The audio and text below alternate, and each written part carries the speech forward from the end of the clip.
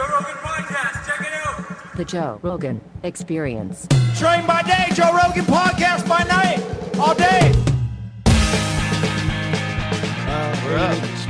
That's it. The chef is in the building, ladies and gentlemen. What's up? What's up? Pleasure to meet you, man. You are a part of the most iconic band in all of hip-hop. There is no question. There's one Wu-Tang. There's only one Wu-Tang. Nothing else is even close. You guys are so different than every other band that ever existed. Crazy. It was a giant group of you. Yeah, man. And everybody was a killer. Fucking mob, man. It's a crazy band, man. No one is, if you think about it, there's been a lot of hip-hop duos. There's been a lot of producers and MCs. There's been a lot of people that get together in, like, small groups. But there's only one Wu-Tang. There's only one group of 9 assassins.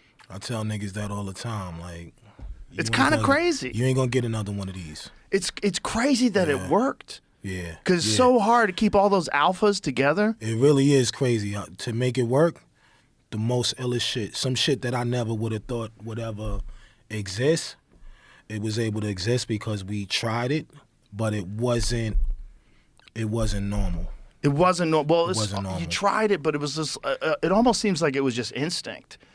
Like, it's not like a business strategy that anybody would ever come up with. Right. 9 dudes. Nah. And 9 of the realest dudes, like the rawest, realest dudes. Yeah. And it worked. Yeah, and it worked. And it worked. I tell people all the time, it was like when RZA, he came with this whole philosophy of wanting to do it. It was like hitting a lotto for him. Like, he didn't know what to expect. It was more a reputation thing for us. It was like, yo, I want to do this. And, he came to the block and he talked to some real dudes that was really had other shit planned in their life. But hip-hop was always like that backpack that we wore every day. But everybody had different plans. So he really literally came in and started to pick motherfuckers that he felt had potential. So it's like the mob. It's like, Lucky Luciano, prime example. He knew that motherfuckers had potential, right? He knew dudes had potential in any way. He's from a different part, he's from a different part, he's from a different part. But yo, what we could do right here is we can make money. So put your fucking feelings down, or whatever the case may be, and let's talk about some money. Yeah. And that right there, kind of like, yo, you start shaking hands across the table. Yo, I know you didn't really fuck with me like that, yo. I never had anything against you like that, though. But it was just something that he felt like at the end of the day, let me try this shit. Well, RZA's a genius. And it's amazing that he was able to coordinate that. Because that's often the case, right? With other killers, like when a dude's a bad motherfucker, they always assume that everybody else doesn't like them. They always assume that everybody else is the enemy or competition. Yep. So to have 9 of you guys together like that as one group, I told you when I sent you a message, I said that we play Protect Your Neck. It's whenever we have a police escort, that's what's the most hilarious thing. So when we do arena shows, we hire a police escort. So it's like fucking sirens and shit. Right. Protect your neck. Oh, my and the whole time, it's like the perfect song to play when you're getting a police escort. Oh my God, I know, trust me. These young kids that I have at the club, like I was explaining Wu-Tang Clan to them the other night. I go, do you have to understand how wild this band was?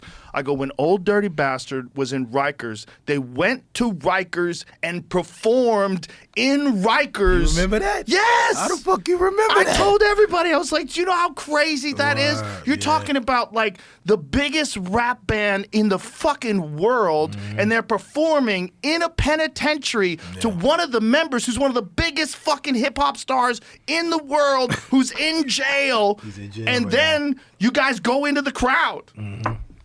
God bless his soul, first and foremost. Oh my God, But, Old Dirty Bastard was a classic. Joe is the funniest shit because when we came in and when we seen him, he was eating a cheeseburger, laughing and shit. He remind you he never was, dirty. I never seen him eat meat like that or whatever the case may be. But we came in, he was eating a cheeseburger and shit, laughing. So we was dying laughing, and they kept, the people up in there, they kept telling us like, yo, y'all can't go into the crowd with everybody. We not gonna hold no responsibility if something happened. So, be like, all right, nah, we ain't going in. Once we got on that stage, it was like, fuck the stage. We out there touching everybody. And Wow. it was love, man. It was What a year lot was of that? love. Man, it had to be,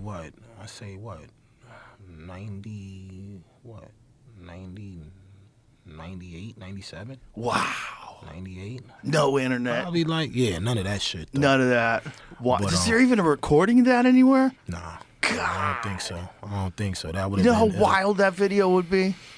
Yeah, I never knew that people seen that. I don't know how the fuck you knew that shit. Like, Oh, I heard about it. Yeah, I heard about it. I mean, But they it loved was that stuff. in the news back then Yeah, that you was guys crazy. performed in Rikers. Yeah, man. I was The a wilder, 90s bro. for hip hop, it was like you have to understand. For young people, you grew up with hip hop, you're only 20 years old. I get it. But you have to understand from my perspective. In 1980, there was no hip hop. In 1992, that was all anybody gave a fuck about. That is crazy for a new art form. To emerge, right? Right. I mean, there was like Sugar Hill Gang. There was some hip hop, but it wasn't the thing until the 90s. And 90s hip hop. It got big. It got look, so big. I remember. It's so crazy you said that because I tell people all the time, like, disco to me was hip hop before hip hop was. Disco, R&B, everything was a mixture. It was a mixture. So really when hip hop came, like you said, it came like maybe I'm gonna say 85. It had to be 84 because I was in junior high school. Yeah. We was young boys, right? So I would definitely say you heard something and it was like, oh shit, motherfuckers is rhyming. Wow, this shit sound cool though. You know what I mean? It sound cool. But really, it was a way to bring people together, that was going through different shit in their life. You know what I mean? Yeah, and you know what? It was Cruise earlier was than wild. that because in 84 I was in high school. So it had to be 80. 80. Because I was 82, in high school. I was a freshman in high school in 81. So I heard Sugar Hill Gang when I lived in Jamaica Plain, which was in 1980. Yeah. So that was the first time I'd ever heard any kind of hip hop. Yeah. So like we said, 80. Yeah, I was 10 years old. So me probably really gravitating to it. I probably was like 12, like you said. 12. What 82. was the first hip hop that really grabbed you? Do you remember? Do you remember like what was the shit that you were first into when you were a kid? All right, folks, it's that time of year. Everyone is on a mission to improve their health and wellness habits and set the tone for 2025 by sticking to a routine. And while sticking to a healthy routine isn't always easy, it's so worth it. And you all know that I've been using AG1 for years. It's honestly been so supportive of my foundational nutrition. AG1 is a daily health drink that combines vitamins, minerals, superfoods, and more in just one scoop. And many traditional supplements are poorly absorbed, but AG1 is designed for maximum nutrient absorption and is packed with micronutrients that are hard to get in your everyday diet. You can also add a few drops of their vitamin D3 plus K2 for added immune support. It's a game changer, especially during the winter months. So set the tone for a healthy year ahead with AG1. Simply put, it's a way to invest in your health now and in the long run. And that's why I partnered with them for so long. Try AG1 and get a free bottle of vitamin D3, K2, and 5 free AG1 travel packs with your first subscription at drinkag1.com/Joe Rogan. That's a $76 value gift for free. If you go to drinkag1.com/Joe Rogan, seriously, folks, check it out. The start of a new year is the perfect time to get organized, set goals, and prioritize what matters most. For me, a top priority is financial wellness, which feels more important than ever, and that's where Rocket Money comes in. They show you all of your subscriptions right in one place and help you easily cancel ones that you forgot you've been paying for. Rocket Money also pulls together all of your spending across your different accounts so you can clearly track spending habits and see where you can cut back.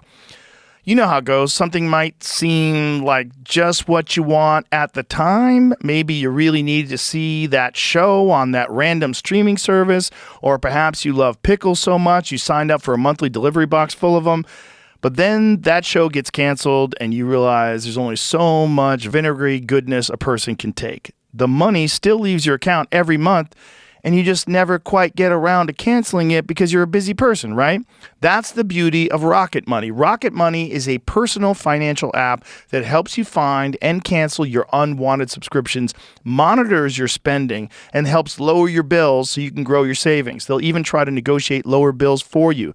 They automatically scan your bills to find opportunities to save. Then you can ask them to negotiate for you. Rocket Money will deal with customer service so you don't have to. And that's why Rocket Money has over 5 million users and has saved a total of $500 million in canceled subscriptions, saving members up to $740 a year when using all of the app's premium features.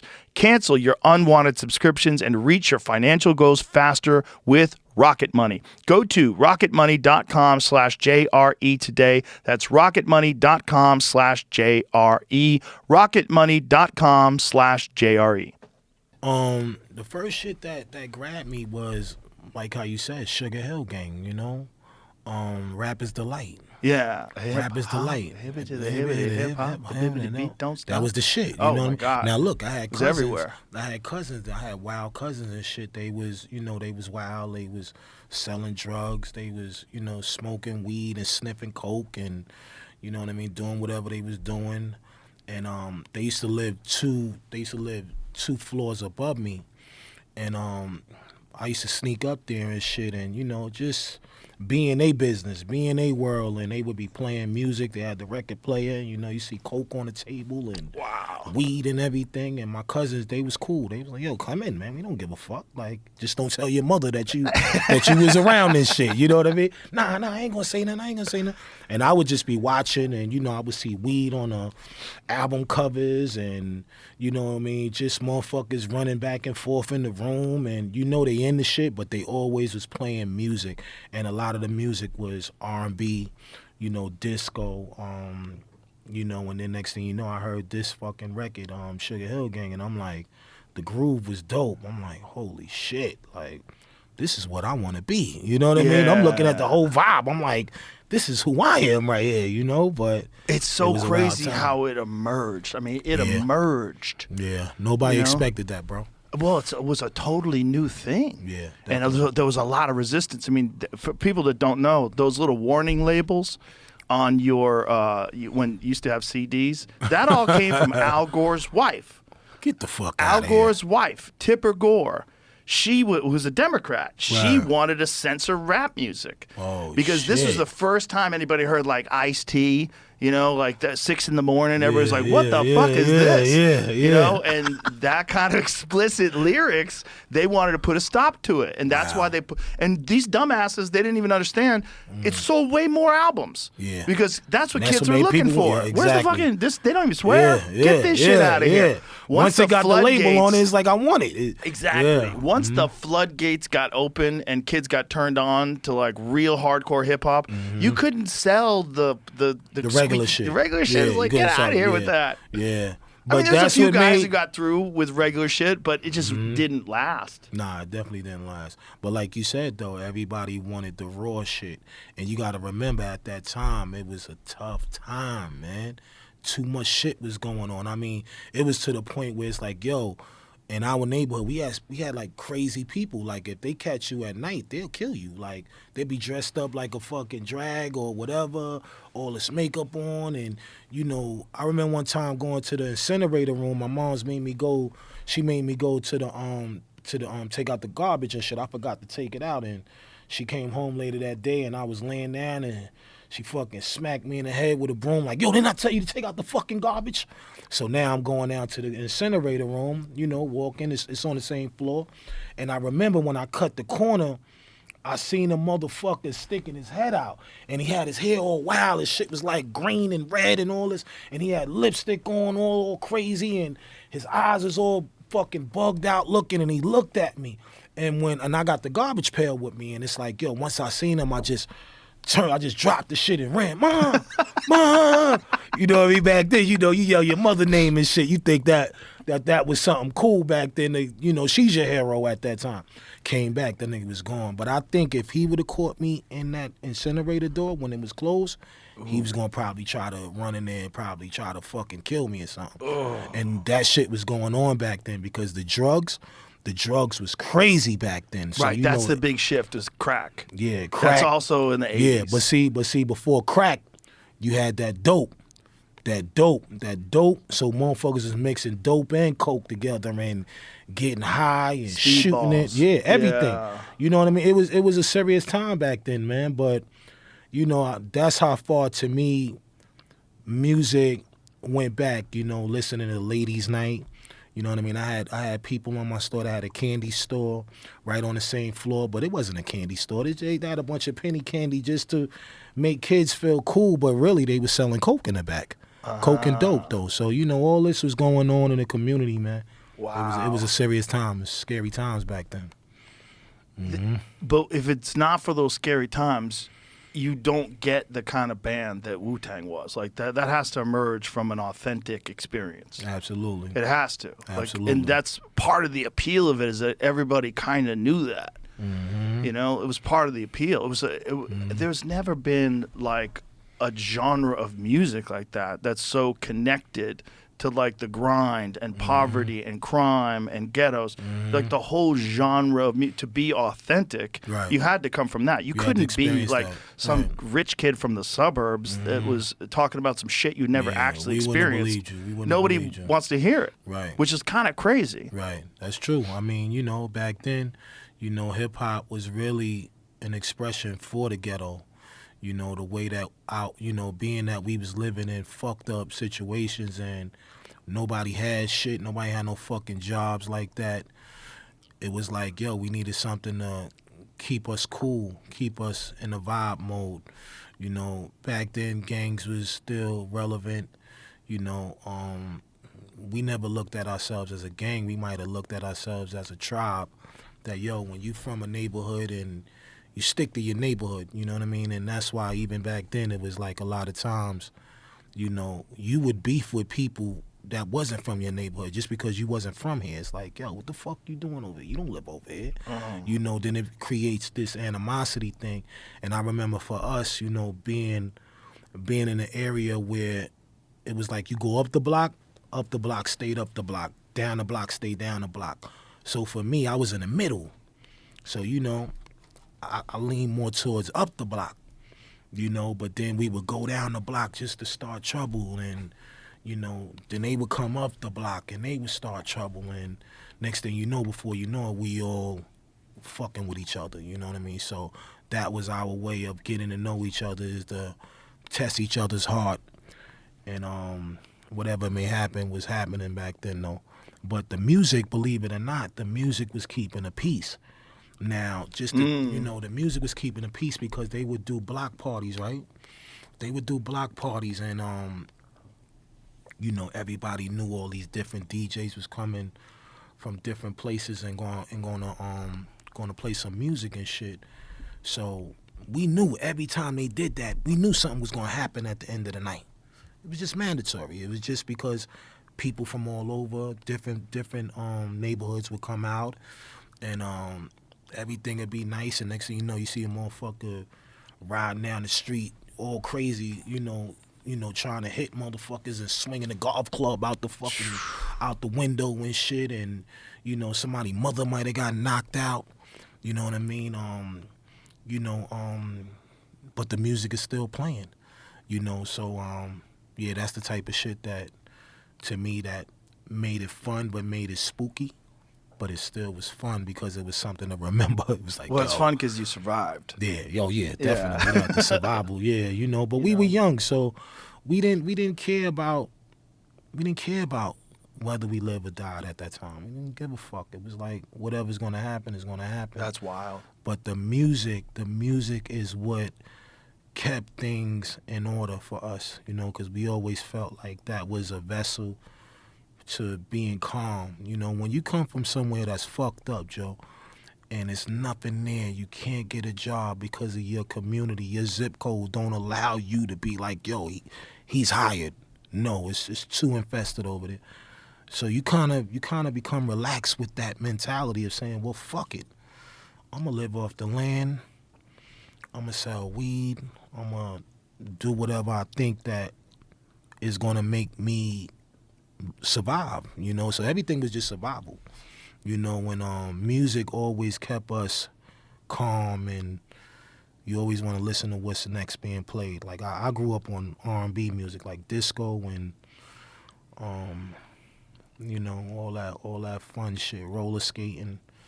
You know, I knew motherfuckers in the neighborhood that was roller skating. You know, we would get off of Staten Island sometimes and go to these different parks and jams in the city. That was fun too, though. That was fun times for us. When was it? So was it RZA that tried? Was it initially all 9 guys? Like, how did it get formed? Well, number one, it was RZA, his cousin Jizza, and his other cousin, Old Dirty Bastard, that they were super close. Now, Old Dirty Bastard and Jizza, they were from Brooklyn. RZA was from Staten Island. You know, we all Brooklyn babies too. Majority of us in the clan, we all, you know, resided in Staten Island, but majority of us grew up in Brooklyn. But anyway, it was those 3 that were close as shit.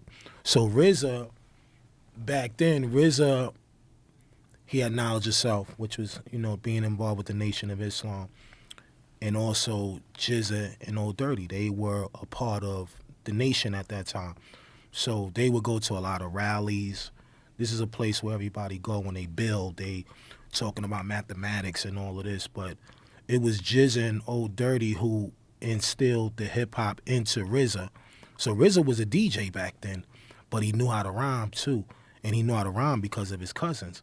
So they kind of had this gang called, not a gang, but they had this thing called the All In Together Now crew, which was them 3, and they would run around and they would battle, you know, different guys from different cities and move around. So, you know, some of us kind of knew what they were about. You know, a lot of us, you know, found out later who they were. But when Jizza and Old Dirty came to Staten Island, they came and they hang out with their cousin. So, you know, we started to see them a little bit more and know that, you know, yo, I heard about your rhymes. And, you know, and Dirty, he was just a crazy motherfucker back then. He was crazy. But, yeah, they had their own little thing going on. And then, you know, next thing you know, Jizza caught a record deal. He caught a record deal, which was rare back then. Like, if you fucking caught a record deal, that mean that you had to have relationships, you had to know where to go, you had to have some type of connects. So that's what gravitated RZA into wanting to do it, because he seen that his cousin was able to, you know, crack the code on making a record.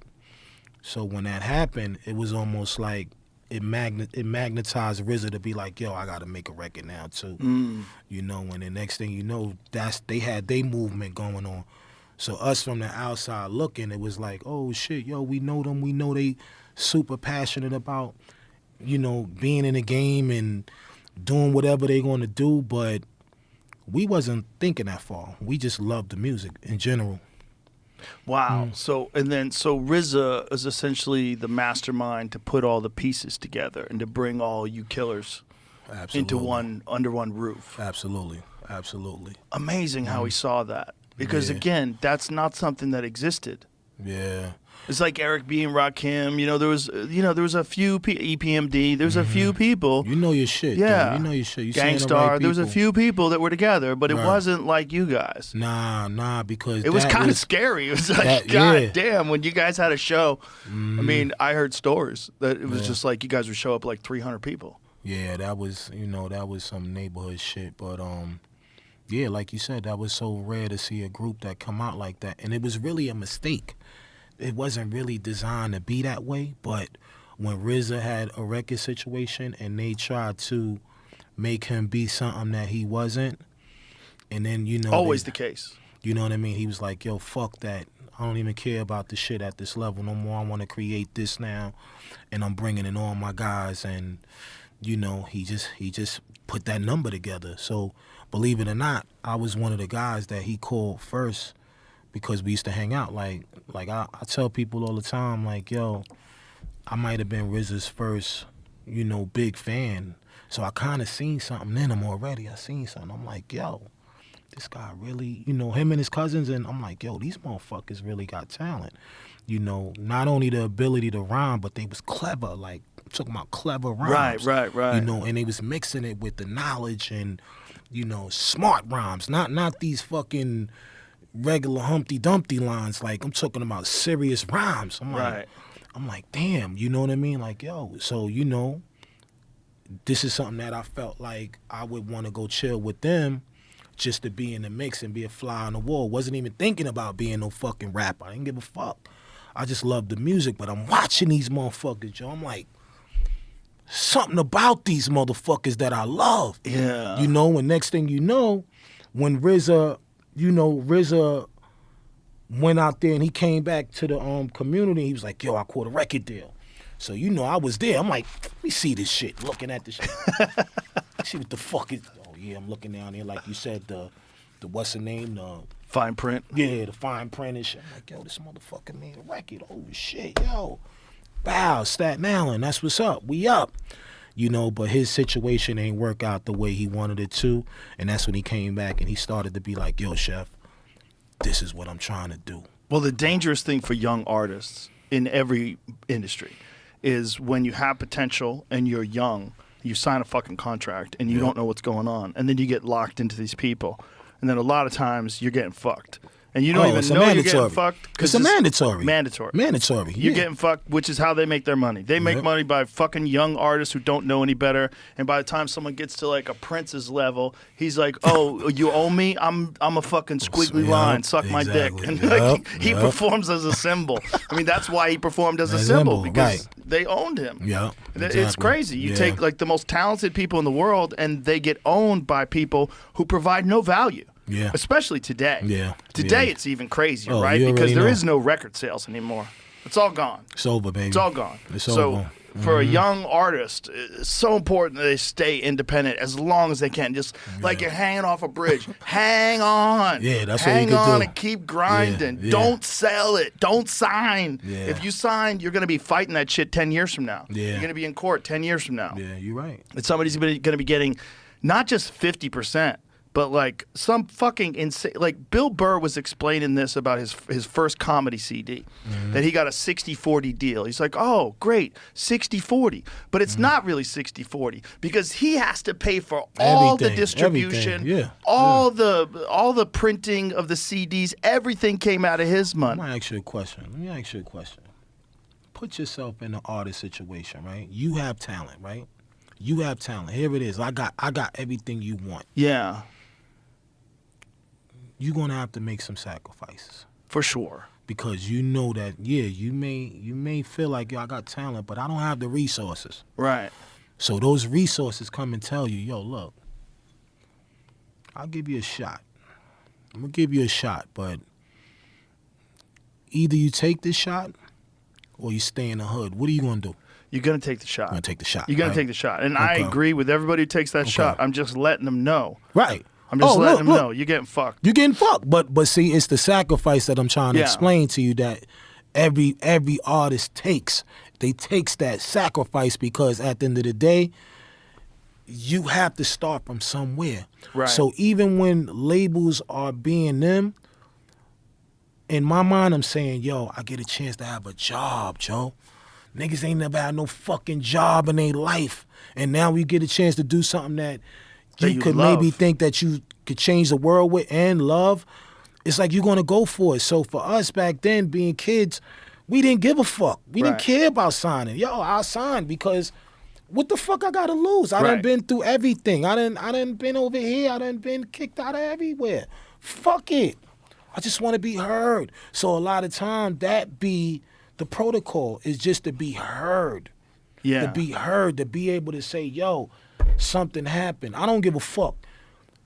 A lot of artists got robbed. A lot of artists, and especially our OGs that did it before us. Like, you know what I mean? Sugar Hill Gangs, all these different guys, they all have been manipulated to do what they had to do, but it almost gave them power too because they became famous, they became big, they became legendary. There's an argument for that, but I think it should be more fair. Oh, listen, That's I'm all with it you. is. Oh, of course I'm you with are. you Of on course that. you are. But we just talking about the sacrifice. What you got to do. You have to do it. Sacrifice is everything. If you're a young kid and that's step one and now Yeah. you're on the runway, okay, you got to take it. You got to take it. But You got to take it it. just should be more fair. Oh, And it shouldn't I be. agree. I agree. It shouldn't lock people And I'm in sure for life. later on things worked out, and now that you proved yourself, Once they become undeniable. it's like I tell a motherfucker this. I'm like, yo, imagine you were a hustler, right? And you run into the Connect, and the Connect say, yo, you talking like you know how to move shit. I'm going to give you 50 pounds of marijuana back then. You know what I mean? Now, you may feel like at the end of the day, you can handle it. But a motherfucker tell you, Joe, I'm giving you these fucking 50 pounds. But- I need my money back today at this time. You could either take the 50 because you so fucking confident, or take one and say, yo, I'd rather take my time. You know what I mean? I don't want to be in debt with you. What are you going to do? You got to take the 50.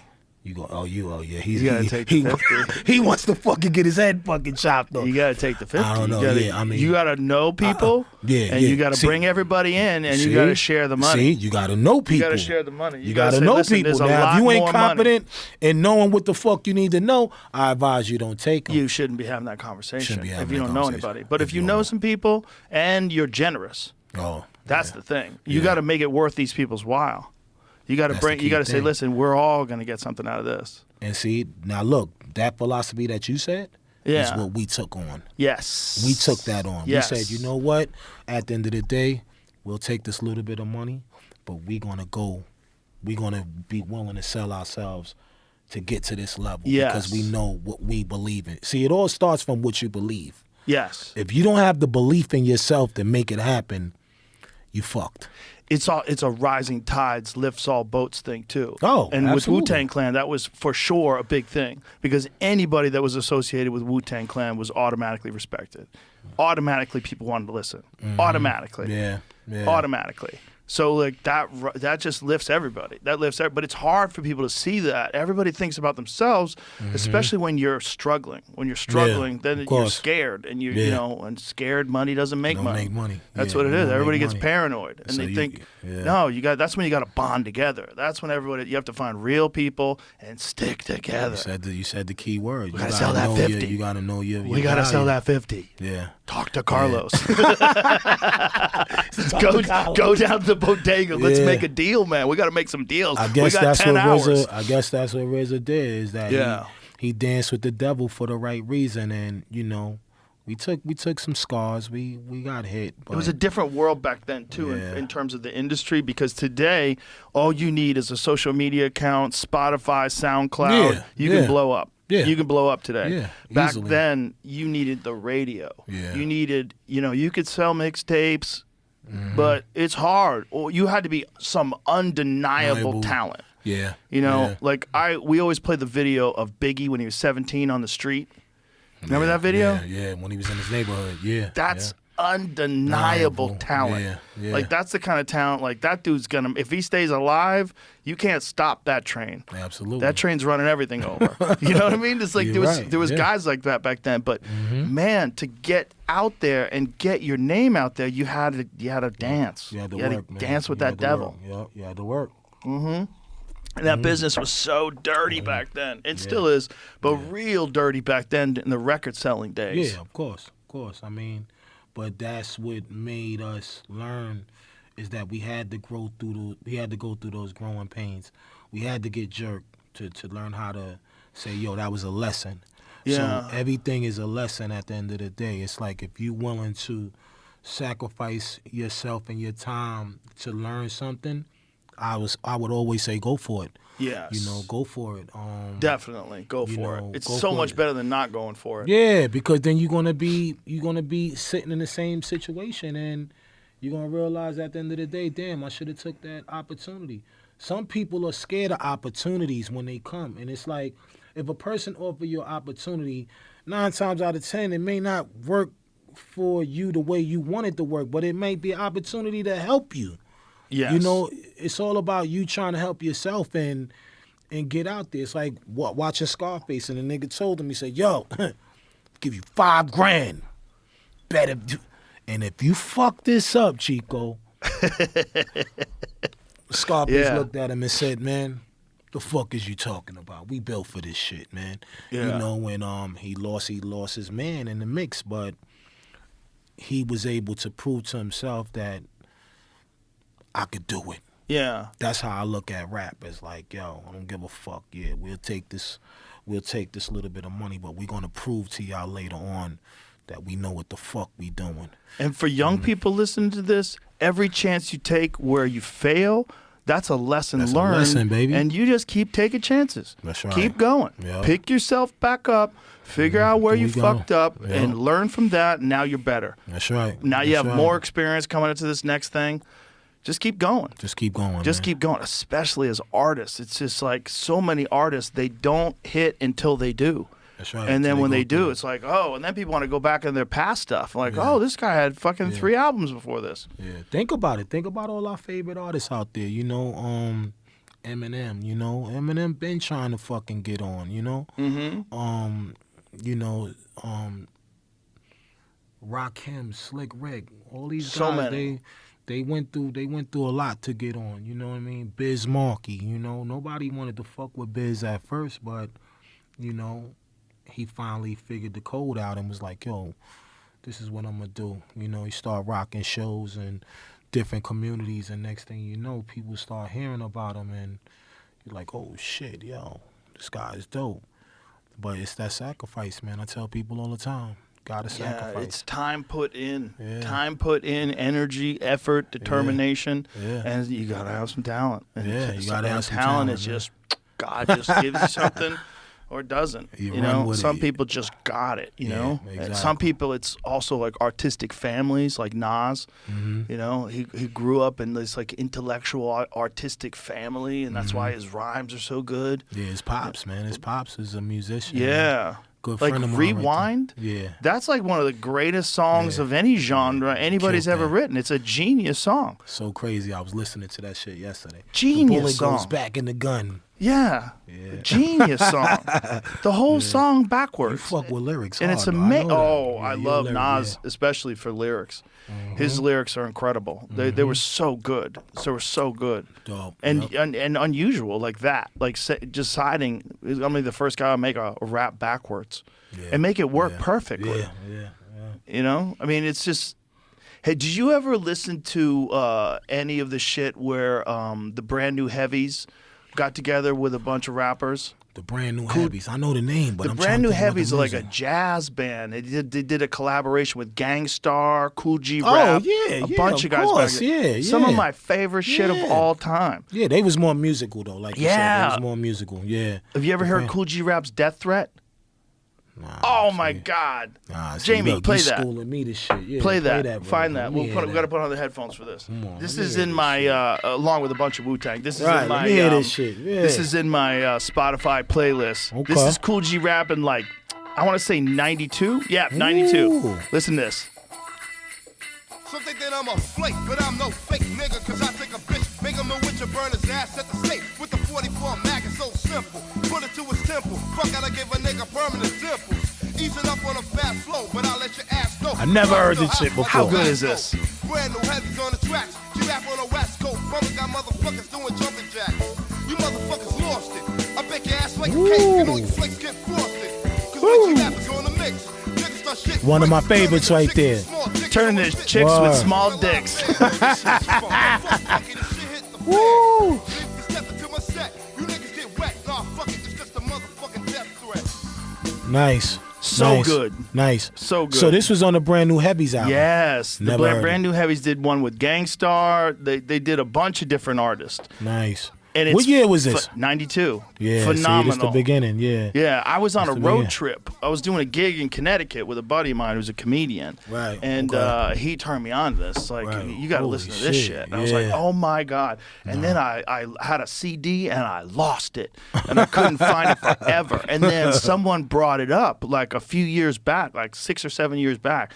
And I was like, you got to be able to find it. And that's the beautiful thing about today with like YouTube and, so many of these platforms. People upload shit that you totally forgot about. Yeah, you like forgot about Tim it, yeah. Dog. Yeah, You know, oh, people yeah, forgot one of about my like favorites. Fuck Compton. Remember Yeah, that? yeah. He was a wild cat, but he was Wow, real. it was yeah. good though. He Fuck was Compton. good. Yeah.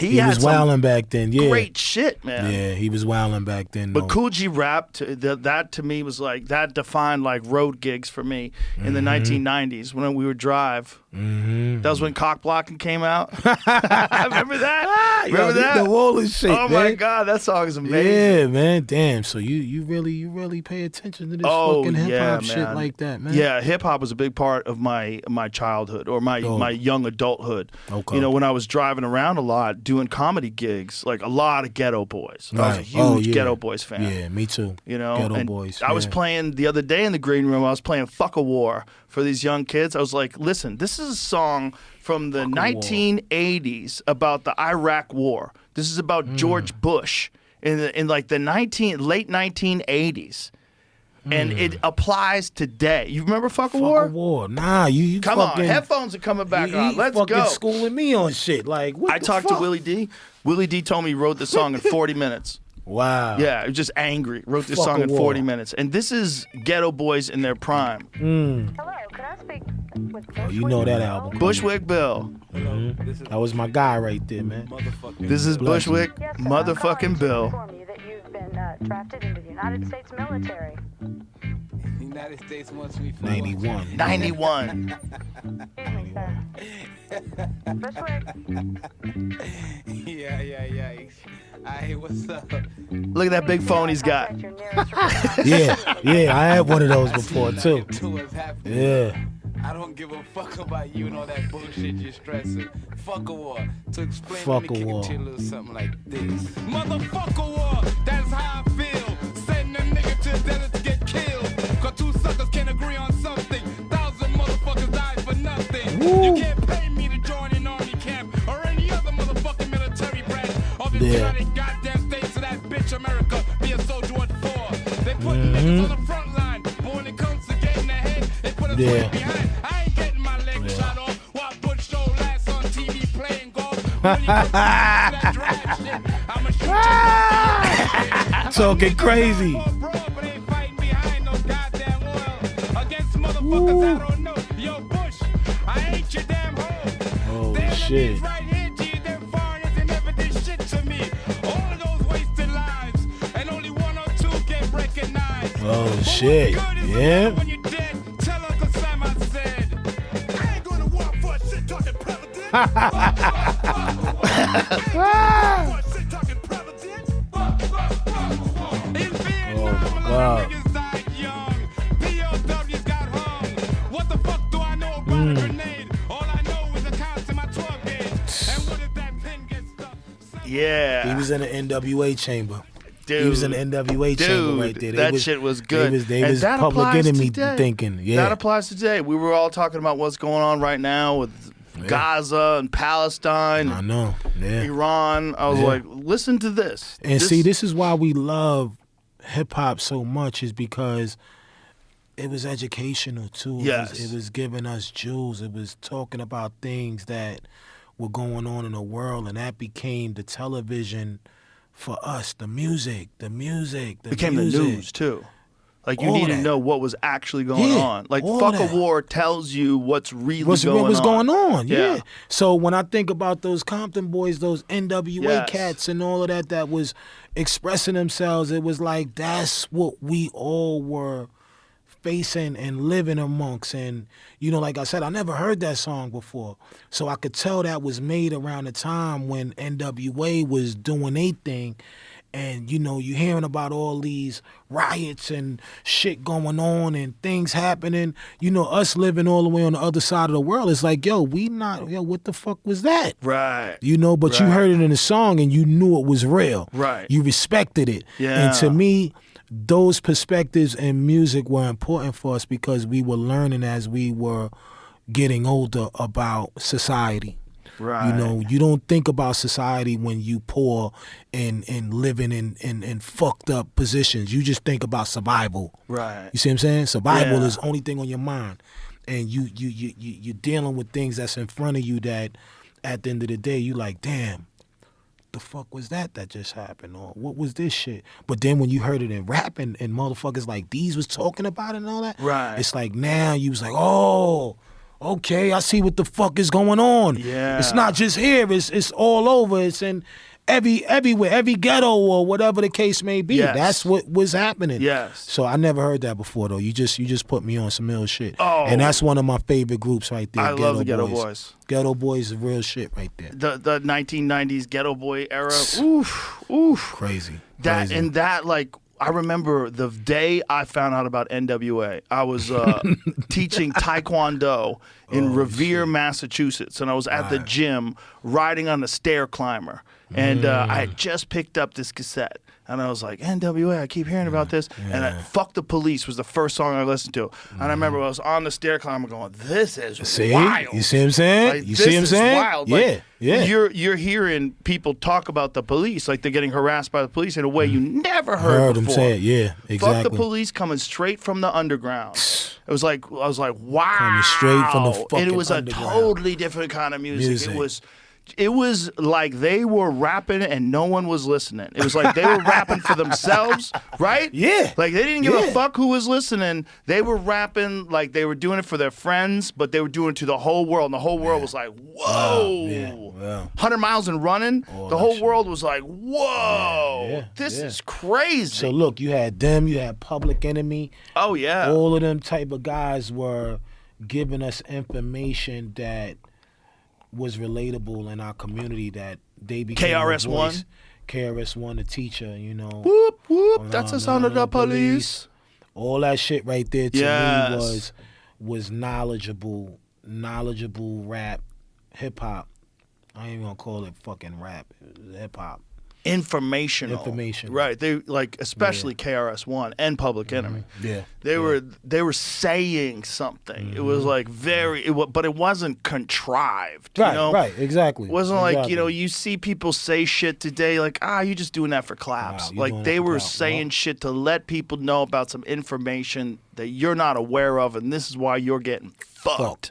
Period. This is why we're all getting fucked. Absolutely. Come on. Even when fucking Spike Lee made Do the Right Thing. One of my favorite movies right there. That's a classic right there. Classic shit. Wow. Classic. But like you said, we was getting information, and you know, you got to remember, you know, at the end of the day, you know, a lot of people that coming out of the, you know, the hood and just being like, I know you come from the hood, you know. Well, I was born in Newark. Yeah, he's born in Newark. Shout out to Newark. So you seen it. I wouldn't exactly say I come from the hood because I went to high school in the suburbs.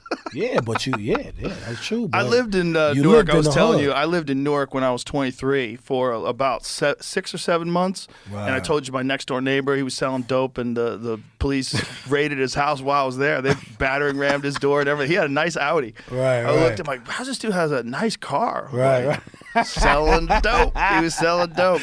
And they got him. But you was around it though, so you was able to, you know. Well, that was also the time that I was the most into hip hop too. I mean, that was 1991, I guess, 91. That was a wild era because that's when hip hop was just exploding. Yeah, you're exploding. Right. Yeah, I would say definitely 91.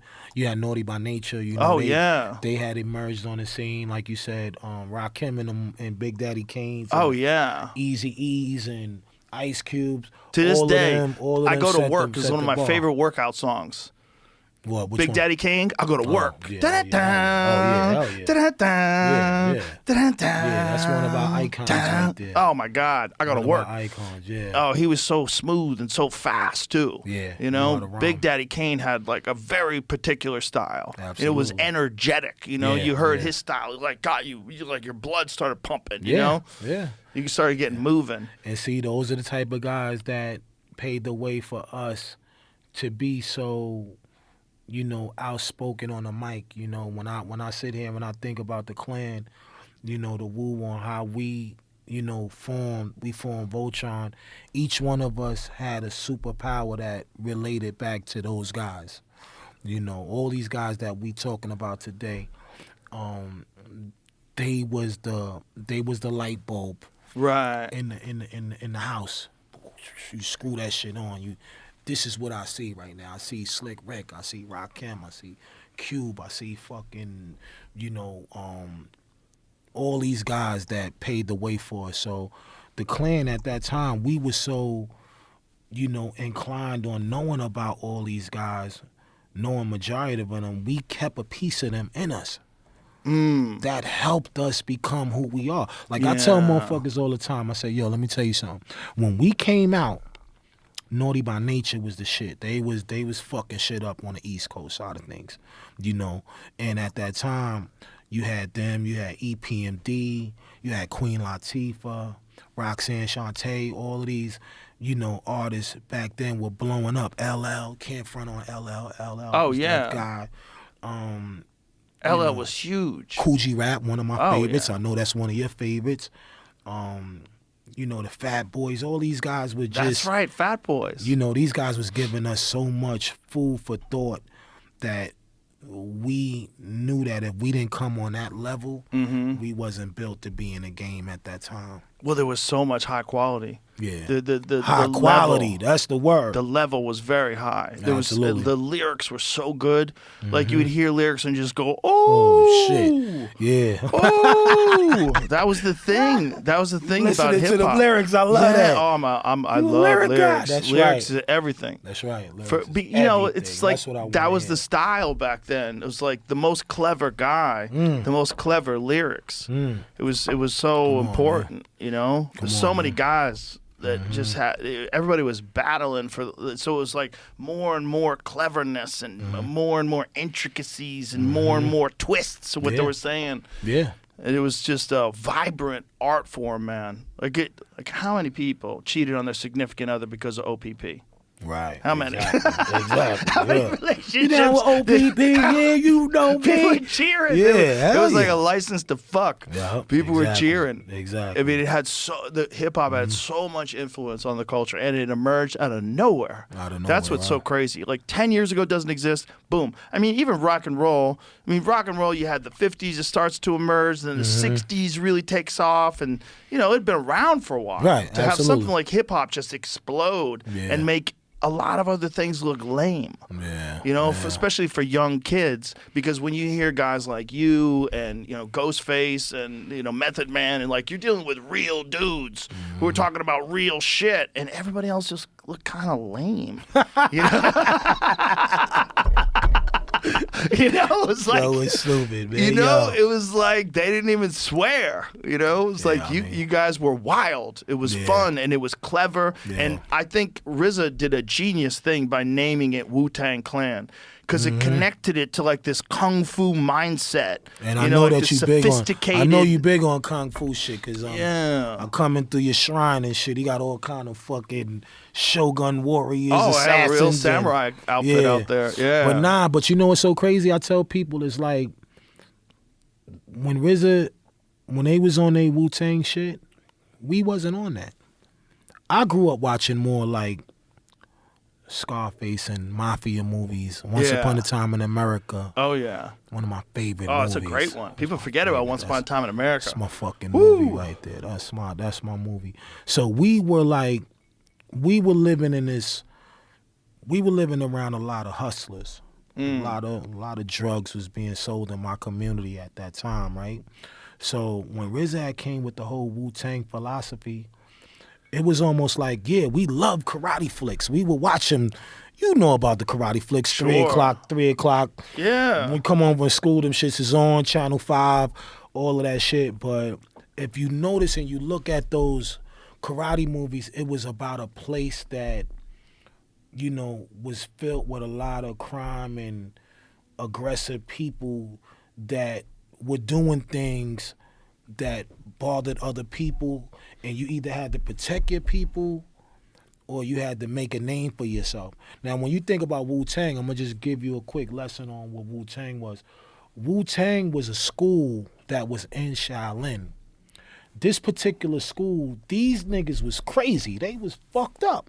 They got kicked the fuck out of Shaolin. Really? They got kicked out. Yo, y'all bugged out. Y'all wildin', y'all. But these guys were very good, but they just couldn't sit in Shaolin because they had a different way of looking at shit and doing shit. So when RZA came with the whole philosophy of it, it's this movie that's called Shaolin vs. Wu-Tang, right? Check it out whenever you get a chance. So whatever was going on in that movie, he made a reality of it, because really at the end of the day, that's how we were living back in Staten Island, you know. So we wound up changing the name and calling it Shaolin because we were the forgotten borough. You know, when you think about Brooklyn, Bronx, Queens, Manhattan, we don't really talk too much about fucking Staten Island. That bothered us. So we felt rebellious, like, yo, you come out here, you ain't from here, you better know somebody. You're not fucking coming in the projects thinking you gonna fucking act like you going over to your friends. I remember we used to see UFOs come through, we call them UFOs, unidentified flying objects.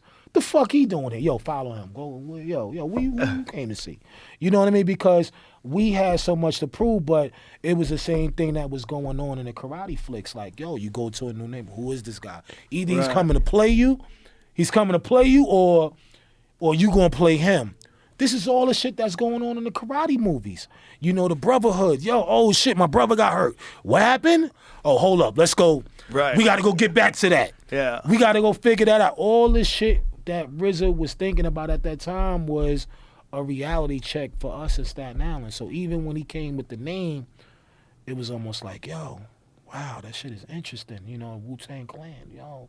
You know, and back then he was hanging in Ghost's community, which was Stapleton. So Stapleton was a place that was maybe like 10, 15 miles away from Park Hill, where I'm from. I'm from the Hill. I'm from up there. They was selling drugs and getting crazy with it, and Jamaicans and West Indians and Guyanese, and, you know, it was a melting pot. You know, it was a melting pot of different nationalities of motherfuckers. You had the Spanish motherfuckers over here selling dope. You know what I mean? You had the white boys over here fucking doing what they doing. You know, all these things was going on, but in Stapleton, it was nothing but criminals and motherfuckers that want to fight and rob and steal, and, you know, and RZA was hanging out there a lot, you know, so they came up with this whole, you know, Wu-Tang mentality thing that they brought up the block to us. So when RZA came with it, it was like, oh shit, we like that. That's kind of dope. But, you know, we see the vision of that, you know. But it was never for us to look at it at any given time like, yo, you trying to portray us as some fucking ninjas or some shit. You know, a lot of times people thought, yo, y'all niggas know karate, you know? You don't know fucking karate, motherfucker. We don't do that. But we grew up, our older brothers and sisters, they grew up on that. That was some early 70s shit right there. Yeah. So, you know, back then you might have had a cousin that was a martial art. He knew the arts and shit. You know, you looked up to him like, yo, this motherfucker's ill right here. He know the arts and shit. He know how to fight. You know, your motherfucker would be in back of the building with 2 Doberman pinches and shit. You know what I mean? Beating them with fucking laundromat hoses and shit, and, you know, grabbing them and hanging them on shit. And, you know, back then that was, you know, that was dope to see your cousins and all of them do it. But RZA, when he came with this philosophy, it kind of like fucked us all up in it. But we agreed with it right away. Because Wu-Tang was, to them, was always something like an expression. So if you drinking, this is Wu-Tang. I'm drinking, yo, you over here, yo, this is some Wu-Tang shit or whatever, because he was trying to say that we were just like them in the flicks. It's crazy. Want to hear something crazy? Whenever I kill an elk, you know, I go bow hunting every year. Oh, whenever shit. I kill an elk, when I text my friend Cam, I text Wu-Tang. Like, whenever I kill something, I'll show you. Oh, I'll my show God. you that that's true. I've seen some of the pictures in there. I know, yeah. but I want to show you that that's true. I'm not making this up. Holy It goes shit. back years. It goes back years. This is like our tradition. Whenever I kill an elk, well, I'm going to find this. I'm going to find the last time I said Wu-Tang. I text him every day, so it's going to take a second to get back into some pictures. But whenever I get one, I say Wu-Tang, and then I send him a picture. Oh, shit. Crazy. Crazy. It's going to take a while because I do scroll. But this is important to show you. This is real. Come on, motherfucker. Go back and search Wu-Tang and it'll show you. Oh, will it show you? Yeah. Oh, okay. It'll Oh, show you look at all the Jamie. times Under you've Cam texted. Haynes or just It'll- Wu-Tang? Then when you find Cam Haynes, it'll show you. Oh, look at Jamie telling me how to do it. Sorry. Here we go. See all. Here it is. Right there. Wu-Tang. Holy shit. And then the elk is down. Wow. And that was from October. But I go back like 5 years of doing that. Like every time I shoot an elk, I text Wu-Tang. Wow. Crazy. When you started hunting, since you came out here? No, I started hunting in 2012. Oh, shit, I shot yeah. that deer That deer, that head that's right there. That was the first Wow. animal I hunted. And then I was like, okay, that's what I'm doing. Right. Crazy. It was either, for me, it was that or become a vegetarian. I watched too many of those PETA films. Oh, you know, those animal factory farming films and torture yeah. films. I was like, fuck this. Like, either I'm going to be a vegan or I'm going to learn how to hunt. Right. And my friend Steve Ranella took me hunting. I shot that deer. I'm like, all right, that's what I do now. Oh, shit. And I've been doing it ever since. So Yeah. I've been hunting for 12 years. 12 years? Yeah. So you consider yourself a marksman then? Well, it's like I'm not really good, like compared to real marksmen. You know, Right. it's like saying you're a black belt when you're not really a black belt. You know, like I go through the courses. yeah, like how good are you? I mean, I'm good for regular people. Yeah, if you didn't know, you would think I'm You said really for good. regular people. Yeah, but like for people that are really good, no, Right. I'm not. Right. I'm not nearly at their level. Gotcha. But you know, there's like professional archers that are like super accurate out to 100 yards. They could Yeah. shoot like a softball-sized group at 100 yards Yeah, consistently. I got a couple of homeboys who could shoot like that though. It's a lot of discipline. Yeah. A lot of discipline. Yeah, but they live on this side of town too though. Yeah, well, there's a lot of bow hunting in Texas. Yeah, that's what I'm A saying. lot of bow hunting in Texas. Yeah, it's fun. Yeah. I like it. I gotta get out there one day, man. I gotta, I told you, like we were talking before the show, like you want to learn, I could put you on some people that'll Nah. 100% teach Fuck how to that, do I'm it. down. And because you're fairly close, like Yeah. that's a easy thing to do. Nah. We could hook it up. Yeah, definitely. You would enjoy it. It's a nice discipline to clear your mind. Yeah, You yeah. just set a target up in the backyard and just shoot the target. It just clears your mind because you have Yeah. to really concentrate on it. And while you're Exactly. doing it, you don't think about nothing else. Mm-hmm. For a guy like you, busy, so much shit going on, like it's good Just- to have a yeah. thing like that to just. It's like a sport to me. It's like something to Yeah. learn and kind of master. though. Yeah. That's important. But it's one of those things like shooting a free throw. Like Mm-hmm. at that moment, you can't think of anything else other than what you're doing. Mm. If other shit gets in your head, it's like you don't have any not room gonna be for focused, it. You got to right. push it all out, Right. and just think. Oh, and that kind of stuff like cleans your mind. Exactly. It's like it flushes your mind out. That's what it's all about at the end of the day, man. Just kind of like get a peace of mind and vibe to something different, though. You Yeah. know? I always say that for artists too. You should find some other thing you like to do, just to give you a little break mentally from whatever you're trying to do. Exactly. You could get too close to something and lose sight of the big picture if you're all wrapped up in it. Because you're too so tight. stuck into one. Sometimes you need something else that you also enjoy outside of it, and then you can look at what you do. Like, oh, okay, what am I doing different? Like, Exactly.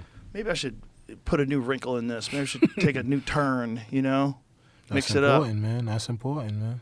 Yeah. Important. You know what's another cool thing about today is that it used to be thought at one point in time, I think it was like the early 2000s, that hip hop had a shelf life, and that there wouldn't be classics. You know what I mean? Like the Rolling Stones were still touring. You know, they were the Rolling 58 years Stones. old back then. Like, this is crazy. The Rolling Stones are back on the road. But that was like a new thing. It was like old rock and roll guys out touring was a new thing. But with hip hop artists, like if you weren't in now, if you weren't new now, it kind of you're people right. weren't into going to see you. Right, yeah. Well, when I see guys like LL and Kane and them perform and Slick Rick and Ice Cube, it kind of it gives me more leverage and more strength to want to do it because I see some of my legends still doing it today. But yeah, man, like you said, just to see a lot of guys like the Rolling Stones and Mick Jagger and them still performing, it's like, why not? Why not? Yeah. Why give up on it, you know? But with hip hop, it wasn't really a thing for a long Nah, time. Like because you older didn't hip hop, think, right? You didn't think that it would last. Right. You know what I mean? So you felt like you would get a 5-year run. They say any artist that was coming out back in the 90s, they was already putting a cap on how long or how far they felt you was going to go. So even for us, we was like, yo, hey, we do this shit for like 3 or 4 years. We good. Yo, we'll be cool with that. So Wow. they always put us in a, what's the word I want to say? What's A box. put us in a box. Yeah. To make yeah. us feel like at the end of the day, yo, this shit is gonna be here for a minute, then it's over. You know, but seeing guys still doing it, You know, I don't give a fuck. Like, I listen to Billy Joel. I'm a Billy Joel fan. You know what I mean? That's my fucking guy right there. That's hilarious. You know, people would be like, get the fuck out of here. That's hilarious. I love his old shit until he had that supermodel wife. Oh, then yeah. everything got real soft. And then he got too much fell in good love? pussy. Yeah. Too much good pussy. He got supermodel pussy, and it's like uptown girl. She's been living in her uptown world. Come on, Before man, we was that, you go kids. back to his other shit. You know, Oh and the Good Die Young. Yeah. Oh, that's a Oh, my great God, jam. yeah. He's got some great stuff, man. Yeah, Scenes from an yeah. Italian restaurant. That's a great song, man. Captain Jack. Ooh, Captain Jack's a great song. Billy Joel, man. But when he got older, it just became, you know, hey, he's Billy changing Joel. as a human. He in New Yorker too, right? Yeah. New Yorker to the heart right there, right? I mean, that guy sold out Madison Square Garden like 300 times. See what I'm saying? Kinda Still cra- going, still crazy. going, still going. Yeah, still So going. those are our heroes. Those are guys that we look up to that, you know, they still doing anything, man. Yeah, it's just beautiful that hip hop is like that now. Yeah, Because I feel like in the 2000s, it was more overseas was showing you guys love. Yeah. Like a lot of Europe. Like Yeah. a lot of my friends that were like maybe bigger in the 90s, they Right. had to go over to Europe. To come and they would check do us. Yeah, there was Come like check out hip hop. Yeah. And I tell people all the time, like being from the States, being where we from, I think they appreciate it more because they never really got a chance to grasp it as much as we did. Right. So they come out more. Right. Like right now today, They're more enthusiastic. they love it more. You know, Right. so They when can't we believe you're been- there. Yeah, they can't believe it. Yeah. But for me, I think I love performing a lot more when I go out there because they come out and they never ever make you feel like they don't appreciate you. You know what I mean? And even to this day, it's like the Clan still goes out there and makes a ton of cash. We see a lot of people, and we see young generations of kids now too. It's like, yo, you look in the crowd, you're like, yo, how old is that fucking kid that we just put him on stage and he knew the fucking words. Like, yo, he might have been like 17, 16 years old. Like, yo, he wasn't even fucking born. Well, there's when we classic was doing hip hop it. now. Yeah, You know what I'm saying? Like yeah. when I was a kid, there was classic rock. You listen to Led Zeppelin. It was classic rock. Now there's classic hip hop, Word, which yo. is amazing. Yeah. You know? You're right. Well, it just shows that the culture You're has right. like completely accepted it as an art form. Mm-hmm. And so now young kids that get into hip hop, maybe one of their friends will be like, "Hey, you ever heard of this?" And then they Right. turn them on to new stuff. Exactly. And they're like, Exactly. "Wow, yeah, this is 1992." You know? That shit, you know, and I think that's how we were. We always were infatuated with the music before our time, you know. Like how you just said, like, yo, you know, listening to Sugar Hill Gang, you know. I actually had them in one of my videos before. Really? Word, you know how that, and I brought them to my hood too, so you know how that felt for me. Oh, to have wow. fucking Sugar Hill Gang That's come out to amazing. my community. That's amazing. That was dope though, right there, man. But yeah, man, you know, that's why I always feel like, yo, I tell people all the time, you have to respect the people that did it before you, man, because they gave you something to dream about, to Yes. be able to instill in yourself. Like, if you don't have that, then you're not moving the way you're supposed to be moving. You know, I remember old man would tell us, if you don't know where you came from, you'll never know where you're going. So having that history is an experience that sticks with you forever. You have to have that. Yeah. Don't try to front on that. You know, and I think a lot of times people, you know, they look at hip hop and they think certain things is hip hop. It's like history of hip hop is something that you gotta know, man. You gotta know it. You gotta know it. You gotta know it. You should know it like the history of the United States. Exactly. It's something. If you're an artist, like that, that's what lit the fire. Somebody had to light the fire. Mm-hmm. And if these young guys don't know, like, hey, this shit didn't even exist in 1979. Yeah. Didn't even exist. That's not that long ago. And then all of a sudden now it's everywhere. Like what Exactly. happened? Somebody lit the fire, and if they didn't light that fire, you wouldn't have it. Exactly. You wouldn't have the embers. You Absolutely. wouldn't have this desire to try this thing. Exactly. And now the look what it's beautiful doing. thing- Look what it did. Yeah. It's like, yo, one of the biggest genres of music is like, you know, and there's a lot of times people take shots at it. Like, you know, y'all ain't talking negative, y'all ain't talking this, they talking that. It's like, my thing to that is always like, yo, It's no different from going to see a scary movie. Exactly. Jason. This Exactly. motherfuckers killing motherfuckers Or in the Heat. woods. I hated Camp. You know what I mean? Based on that, Heat is one of my favorite movies. Great right there. fucking movie. I love Heat. You know, De Niro and But Al. why is it okay to do that in a movie, but it's not okay to do that in a song? Right. I Right. don't understand it. I don't, It's but, hypocritical. It's hypocritical. You said It is. said the It's key hypocritical word, because though. they say it encourages violence. Yeah. And that's the same thing they'll say about video games. Like, Yeah. doesn't it everybody? Yeah. So yeah. what's going on really? What's going on really is you have a bunch of disenfranchised people that don't have any hope, and if they are around a lot of violence, maybe something will get them excited about violence. If they're not disenfranchised and they have hope, they're not inclined towards violence. Right. It's a societal problem. It has nothing to do with the art itself. The art Thank itself you. is representative of real Right. experiences. Right. So if you're telling people that they can't express themselves about real experiences, you're just going like this, la, la, la, la, la, I'm not listening. That's all you're doing. That's how you feeling at the end of the day. This is these right. people's lived expression. yeah. This is that, which is why Wu-Tang was so good. The reason why it was so good is because it was real. Like no one was questioning the authenticity of anybody that was in the Wu-Tang Clan. So it's like that. The message that you guys were putting out, the way you were putting things out, like Wu-Tang Clan ain't nothing to fuck with. Like that is that. It was like from you to the world. You know, and if someone doesn't like that, you don't have to listen. Exactly. You don't have to listen. Right, But if you right. slap a warning sticker on it, you're just gonna sell more. You're gonna albums. listen to it anyway, right? You're gonna get caught up in it anyway. Yeah. It's like, look, prime example, when we made the record C.R.E.A.M, right?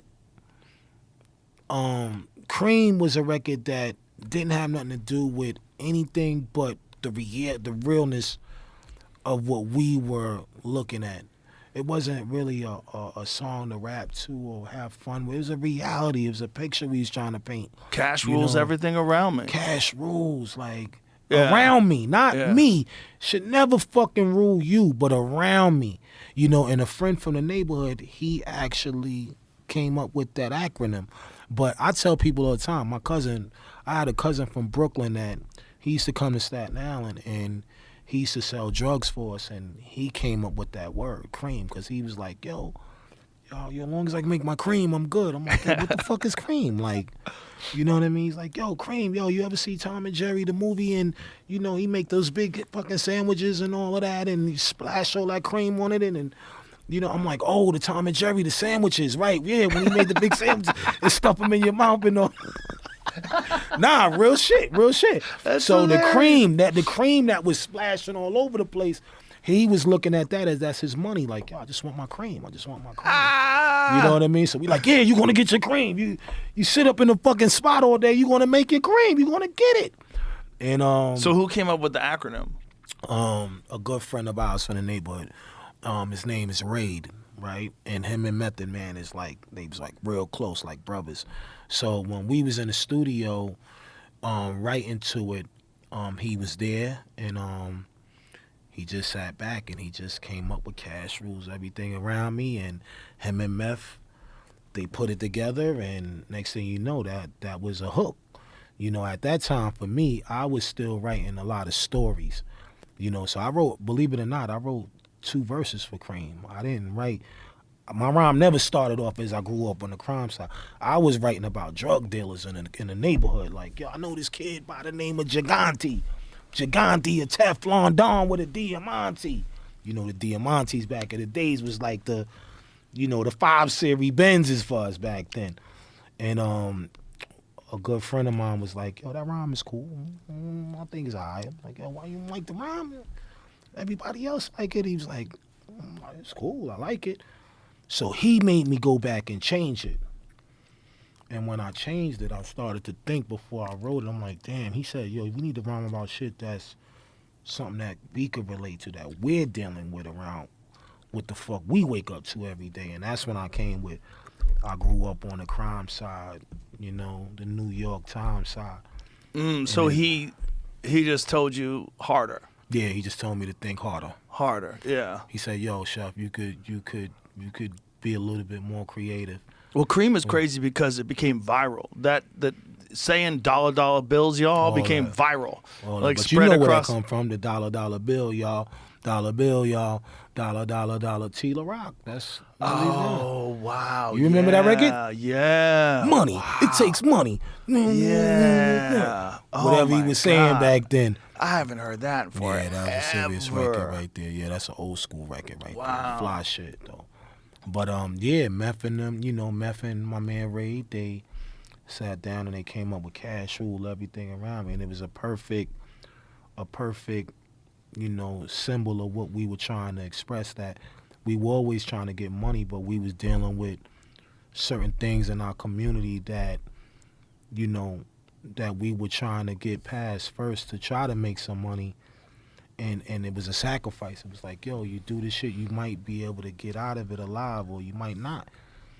So that record, wound up blowing up so big, it wound up being one of our biggest records. And it didn't have nothing to do with it. I guess to me, it didn't feel hip hop. It just felt like realization. Like real shit is we need to start listening. Like how you just played the Ghettos Boys shit. You know what I mean? We trying to give off a message, and that's what I think that people love about Wu-Tang is that we give out messages. We like an emotional roller coaster group. We can give you the Wu-Tang Clan ain't nothing to fuck with, and then we can give you the tears where it's like, oh shit, Yeah. the fuck, he's right. You know what I mean? Yo, we gotta be careful. We gotta look at things for real. So all that had a lot to do with being around smart guys, you know what I mean? The smartness allowed us to write the way we wanted to write. Right. And It's contagious. it was contagious back then. Yeah. Boss. It was. But that's what I was saying about like really good lyrics and We was high fiending quality for rap. knowledge. It's contagious. Yeah. Because And then everybody else's shit has to be tight too. Yeah, and when you come in with a group of guys that he kill it, you better come in. Right. You have to come in and say some shit that makes sense. Like I give a lot of credit to our first record, right? Protect Your Neck, and I know that's one of your favorite shits. When Inspector Deck said, "I smoke on a mic like smoking Joe Frazier, the Hellraiser, raising hell with the flavor." Yeah. That right there opened up Yeah. something with all of us. Yeah. And I always tell Deck, I'm like, yo, Deck, you are like a Scottie Pippen. You always gonna hit if you get the ball in your hand. And he did that. He created that first verse that, notice me, I jumped right in behind him. Yeah. Rhymes rugged and built like Schwarzenegger. Yeah. Then Meth came, then you know what I mean? Everybody kind of like That's what's so amazing that about consistency. all these killers, all these different voices, all these amazing lyrics, all on one song. Yeah. But we wanted to show the world that each one of us had a style that was unreckoned. Each one of us can paint a picture within our own way that you will love all of us. So it's better to get us all now. We'll sacrifice the little look for the bigger look later. Right. And that was one of the situations where we had to dance a certain way to be like, okay, yeah, we'll take the little bit of money, but we know we're going to be able to sell, like you said. Yeah, give us those 50. We'll sell them. Now, we know you telling me you don't got the money, but you got the relationships. Okay, cool. Long as you got the relationship, long as you got the money, Yeah. we're going to go out there and we're going to work to make it happen, but this is what's got to happen. And, I give all the credit to Steve Rifkin. Steve was the guy that owned Loud Records back then. He was a part of RCA back then. And he believed in us. It's like, yo, I'll give y'all that deal.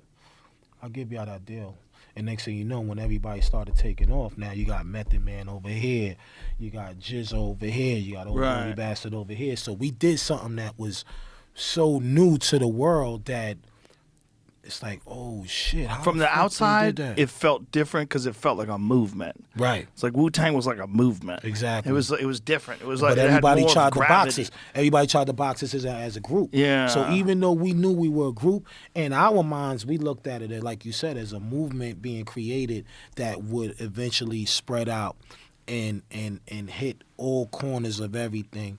And that was the plan all the time. That was a premeditated plan because they wanted us to still be a group. He was like, nah, look, we sacrificing this and that, but we not going to box ourselves. Right. You know, so by us doing that, it kind of like really paved the way for other groups and other artists and everybody to kind of, you know, follow this blueprint. So now you have, you know, these other guys coming out and creating their own labels and bringing in artists that they wanted to do. So to me, this kind of made hip-hop a little bit more interesting because it showed that artists were starting to get more smarter, which is important. You know, we didn't want to be just, like you said, yo, just coming in and you sell your soul and you know, you just stay there. Nah, we can't just stay there. Is one of the hardest parts getting the right beat? Oh, the beat is everything, bro. Because it seems like all you guys are very prolific. Everybody can write. But if you don't have a great beat, and how many great beats can you make, right? Yeah. If you got an album, then another album's coming out next year, like, whoa. Yeah. You got to have 16, 20 great beats. Yeah. And then you got to pick from those beats what what goes with what song and try different ways out. And you got to make sure everybody shows up at the studio. How hard was that? That shit was real, bro. I mean, I tell people all the time, like, number one for us, like, you know, being around so many different lyricist guys, beats are important. You know, I remember one time a fan asked me, he said, yo, what's the most important thing to you, the rhyme or the beat? He fucked me up the whole day with that. I was fucked up. And I answered him. I gave him an answer probably 3 or 4 minutes later, and I was like, you know what? Nobody never asked me that. I said, the beat. I said, you know why the beat? Because the beat makes you think about what you want to say and what you want to get across. You know, anybody could make rhymes. I can have you sit with me for fucking a month and you could be an ill fucking rapper. I can take you there. But to be able to have that combination factor of making a body of work or that sound that you want, you need to have the right production. So a lot of times Wu-Tang wrote to whatever they felt. It's like how you can listen to Protect Your Neck and you get that energy from us. Yes. You know, you get a certain energy because of that production. Then you get this energy when you get a cream, you get that. Right. So for me, I always tell people the beat is everything, you know, and us just sitting down and waiting for RZA to come up with something. Like, one thing about RZA, he was so clever. You know, he had a team of guys that was around him that was assisting him to helping him come with different sounds, and, you know, he played with different things. And of course, you know, just having his ear for music and listening to other people's stuff, he was able to isolate himself away from everything and start brainstorming for us. So it's like he was like the Steelers back in the fucking 80s, you know what I mean? When they won 4 Super Bowls in a row. He was like that when Terry Bradshaw and them was playing. Lynn Swann and He was in the zone. He was really in his zone. Like, especially because it became successful. Yeah. And then there was a lot of motivation behind it, a lot of energy behind it. Yeah. I hear what you're saying, but without the lyrics, the beat is not the same. I see from your perspective as a lyricist and as an MC that you would think that the beat is more important because it's important to you to get started. But damn, for as a fan, you have to have those lyrics yeah. too. Just the beats by themselves, that's not enough. Look, and no. You know how many times me and RZA would argue about that, and I would tell him like, "Yo, listen, bro." It took all of us. It took you had that. Yeah. You had this, we had that. That's what it's a 50-50 proposition. It's always I think it's more like 60-40. I think it's more 60 lyrics because the thing is the lyrics are the thing that make you go, oh shit. Like a great beat makes you move your head and gets you going, but lyrics make you go, oh shit. Yeah. Like rewind that. Well, you know, me is 50-50 all the time because if I don't have nothing to give me that energy to write, Right, then right. how can I give it to you if I don't have nothing? It's a So, collaboration for sure. definitely a It's a collab. collaboration for sure. But it's interesting that people would think like, what's more important? Like, Yeah. what's more important, breathing or having a heartbeat? Shut the fuck up. Right. Like, you need both. You need both. Yeah, This is you gotta stupid. balance it. You You gotta have to have balance both. But Yes, that's sir. where the collaboration comes in. Yeah, I had Scott Storch in here the other day. Oh, word? Oh yeah, I love that dude. Yeah. He's so fucking talented. Scotty. Yeah, so Scotty. out there, you know. His glasses on, just fucking like he's Yeah, feeling yeah, the music. yeah. He's like a Yeah. rare savant. There's Yeah. dudes like that are like beat machines.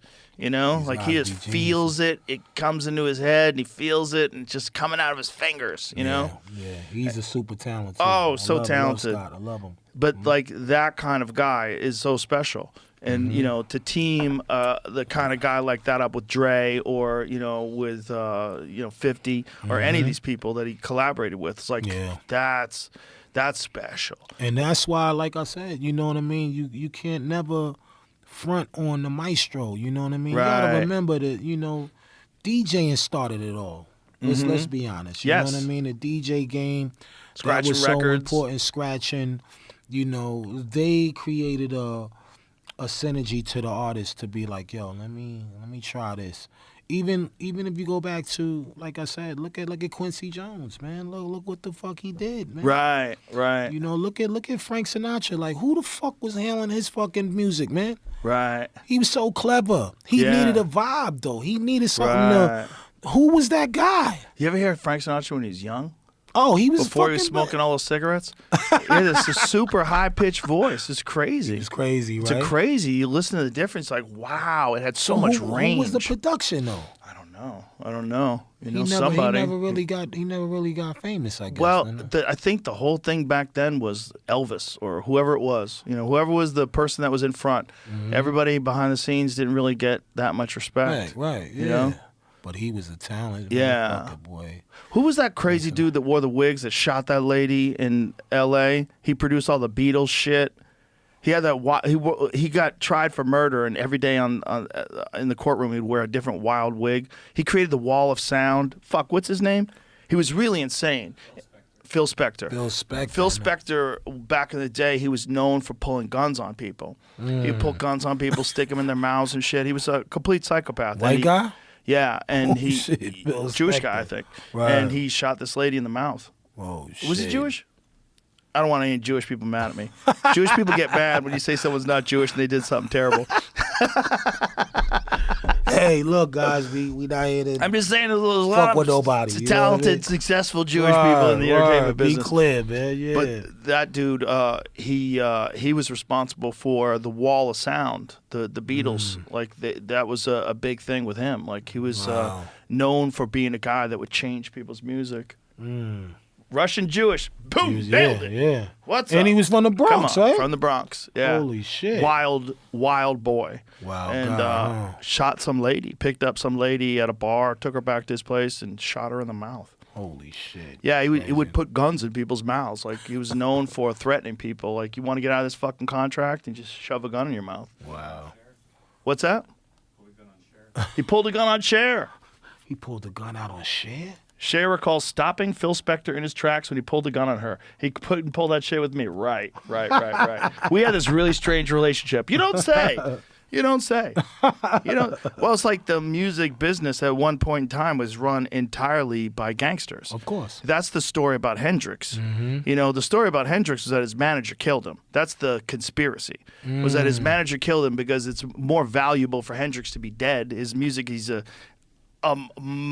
maestro, like a 1 in a billion year talent. Yeah. And that they knew that they had all these recordings of him and they could kill him. And so that's To why what? like To his own girlfriend it- jumped to off own the the top of a masters or something? building. To own Yeah, it- to own his shit. right, Because he was own going to it. leave his management. His bodyguard wrote a book about it years later. And it just came out like, I want to say like 10 years ago, wasn't that long ago, whereas the bodyguard said, yeah, the manager killed him. Killed Hendrix and Didn't they threw do the a girlfriend movie? off a Didn't they roof. do a movie of him too? Oh, yeah, they did a bunch of movies on Yeah. Hendrix. They need to do a real Wu-Tang movie. I know Hulu had a series, but they need a real, like, Quentin Tarantino needs to That's do a me, Wu-Tang. man. I know Quentin Tarantino. That's what I think. I think we talk Quentin Tarantino because he wants to do one more movie. How about he does a fucking Wu-Tang movie? The real Wu-Tang Tell movie. Quentin to holler at me. Because like man. Hulu's great, but it has to be on Hulu. You can only get Yeah. that so wild on Hulu. Mm-hmm. You know, like for it to be real, it has to be a movie. Let me tell you something. I wrote a book, right? And inside my book, I talked about how Q-Tip, a good friend of mine, Q-Tip, he had me and Leonardo sit down. So Leonardo we sat DiCaprio? down- Huh? Leonardo DiCaprio? Leonardo DiCaprio, right?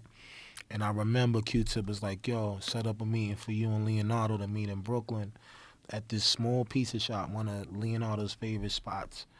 And he want to talk to you. I said, yeah, that's what's up.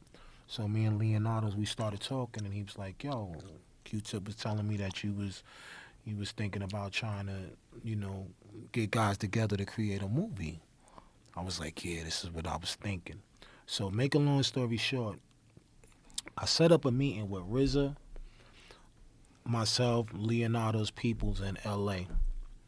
And I told RZA, I said, listen, before we do this Hulu thing, which at the end of the day it was a RZA's production thing or whatever he was doing, I said, I think we need to make a realistic, real-life movie of us. Said it shouldn't be nothing that we should play with because people need to know our real story. So RZA entertained the conversation, but I don't know, for some reason, I guess he felt like he was committed to doing whatever he wanted to do with Hulu. He might already had a deal. Yeah.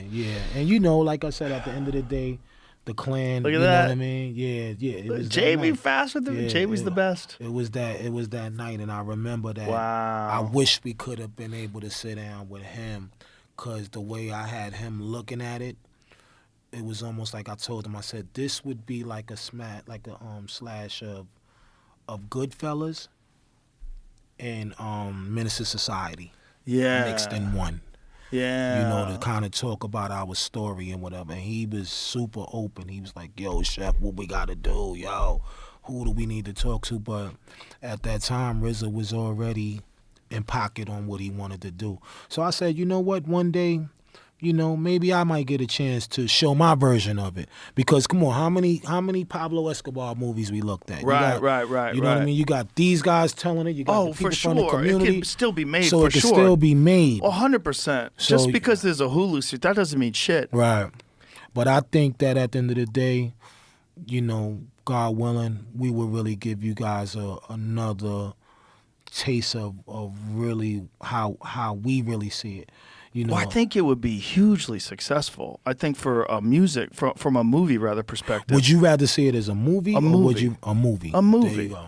That's how I Or felt. you do it like on Netflix where you can get wild. Yeah. You know, do it like, you know, like Netflix has shit like Ozark. They get wild on yeah. Netflix. I You can love that get shit. wild. Yeah. That's how it has to be. It has to be grimy. It has to be. That's how you want it, right? It can't be in any way ABC after school specialified. You know what I'm saying? Mm-hmm. Like it can't be cleaned up through a filter. Right. It has to be good too. right. It has to be like good narrative. I Like agree. it has to be set up. The scenes have to be set because it's very hard to take an insane career of 9 of the best MCs to get together under one mastermind with all these genius talents and they form this movement. right. And you're going to condense that to 2 hours? Yeah.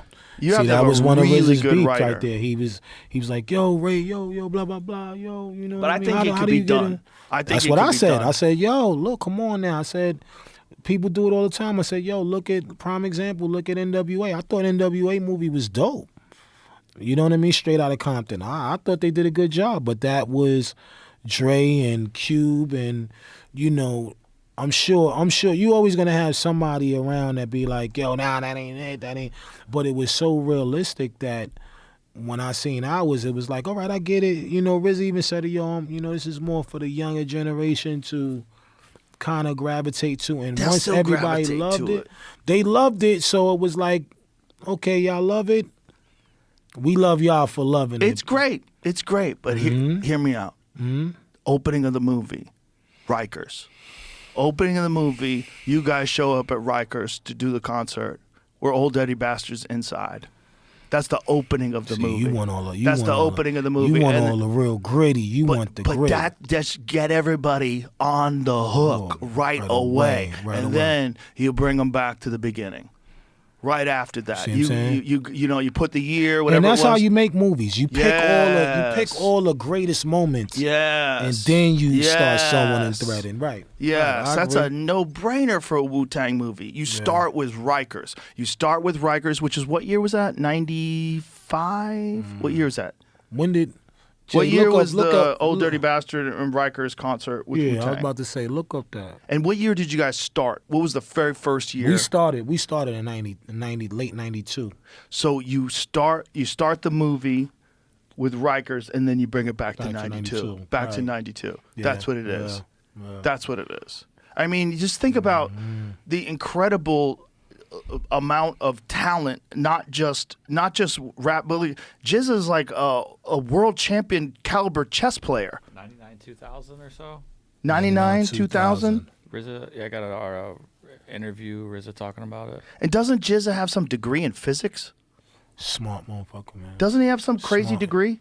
Smart. He's like a Look that up, please. yeah.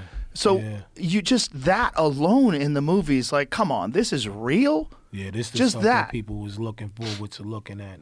Yeah, Yeah. think of a movie like that. Think of a movie that starts up with the gates opening and you guys going in, put all your belongings in the basket, the whole shit, getting frisked, checking everybody down, the guy reading you the rules, the warden telling you do not go into the crowd, do not do that. Yeah. Okay, cool. Yeah, we got you. Yeah. Yeah. Wow. Think Yeah, about it. Yeah. That's yeah, the beginning of the movie. Yeah. That's an incredible opening for a movie. And We it always really say- happened. This isn't bullshit. This Right. isn't a bunch of dorks sitting around a table coming up with some nonsense. This is some shit that you lived through. That would be an incredible opening So for many- a movie. And it's just so even incredible, even more on how we connected because, like I said, everybody come from almost the same poverty bullshit, but everybody had different philosophies on how they felt their lives was going into. I tell people all the time, my neighborhood was about making money. Ghost neighborhood was about taking money, you know what I mean? Taking shit from you, Jizza, being one of the MCs that could have been down with the Juice Crew. You know what I mean? You know who the fuck the Juice Crew is. He turned it down. Really? It's like they was the hottest shit back then. Master Ace, Biz, Kane, Cool G Rap. all these dope MCs, they asked him, yo, we want you to come and get down with us. He's like, nah, you know what, nah. All these things I remember like yesterday, like, Wow. yo, you turned down the Juice Crew? He was like, I love the Juice Crew, but I just was in this chamber right here. Us with Old Dirty, like, yo, Old Dirty always wanted to be like Biz Markie. He had that personality, that charisma, that energy. So like you said, these are the things that I wanted to see. Each individual, like, and like I said, shout out Hulu, man, for doing a great job. But I do agree, like you, we need another movie where it really defines who we are. Yeah. RZA, that was his side of how he wanted to tell it. It's a great story. It's Great fine. story. Great It's fine. story. The Hulu thing's fine. But I think there's something missing. And I think the something missing is a movie. It's got to be a movie. It's got to be a big screen, big thing. And it could be done, I heard man. it first, man. Yeah, I heard it first. I ain't have to argue with my brothers about it. I mean, just imagine, imagine when ODB does "Baby I Got Your Money." Oh my God! Come yeah. on, imagine that, and that becomes this massive hit. Come on, massive hit. He had the most hits out of all of us, right? He was so fucking talented, man, and had the so most hits out real. of all of You us. remember when he was on MTV and they started talking about like, what are you gonna give? Where are you gonna give your money? He's like, I gave my money to nobody. He was like, yo, you gonna give back? He was like, no. Yo, yeah, I remember that shit. Yeah. And everybody was crying. Yeah. They're like, Everybody it was loved so him though, man. real. Because it was Yeah. so real. Yeah, it wasn't yeah, like, well, I think it's really important that we Well, how do you establish get some back- sort of a community fund. Shut the fuck up. He was like, he was just "Man, having you fun. Make nothing. You know what I mean? But you know, we always gave back in our own ways. Though, Of course. You know, Well, by existing, you give back. There you By go. existing, you inspire others. By Yeah. existing, Yeah. you know, how many rap careers, how many hip hop careers were inspired by Wu-Tang Clan and all the members? Countless. yeah. So many. I say that we definitely had a piece of watching the new generation grow and, you know, kind of, you know, build their arc the way we built ours. You know, that's important, you know, to reflect on that. You know, back then, like you said, nobody wasn't giving motherfuckers this kind of money. Like, we was the first group that ever had $1 million video. Wow. You know, I remember that day, me and RZA was coming up with the storyboard. And it was like, What yo, this video shit's was gonna that? come on. Triumph. Wow. We did the Triumph shit. It was like, we came up with all this shit. It was like, yo, this shit's gonna cost $1 million. We like, what the fuck is? What's $1 million? Like, do it. You know, and at that time, you know, Is this videos, it? Oh, let me hear this. Yeah. This is with my guy Brett Ratner. By swarms of killer bees. One of the first joints. They've been seen approaching from Brooklyn, the Bronx, Queens, and Staten Island. We urge See you the to stay in bees your coming homes at through this and time, shit. as we will be bringing you up-to-the-minute information. This just in. Police are reporting that there's a man on top of a skyscraper ready to jump. I'm told that he is possibly Old Dirty, a member of the Wu-Tang Clan. The police suspect that there could be some connection between this Old Dirty man and the killer bees. Old dirty man.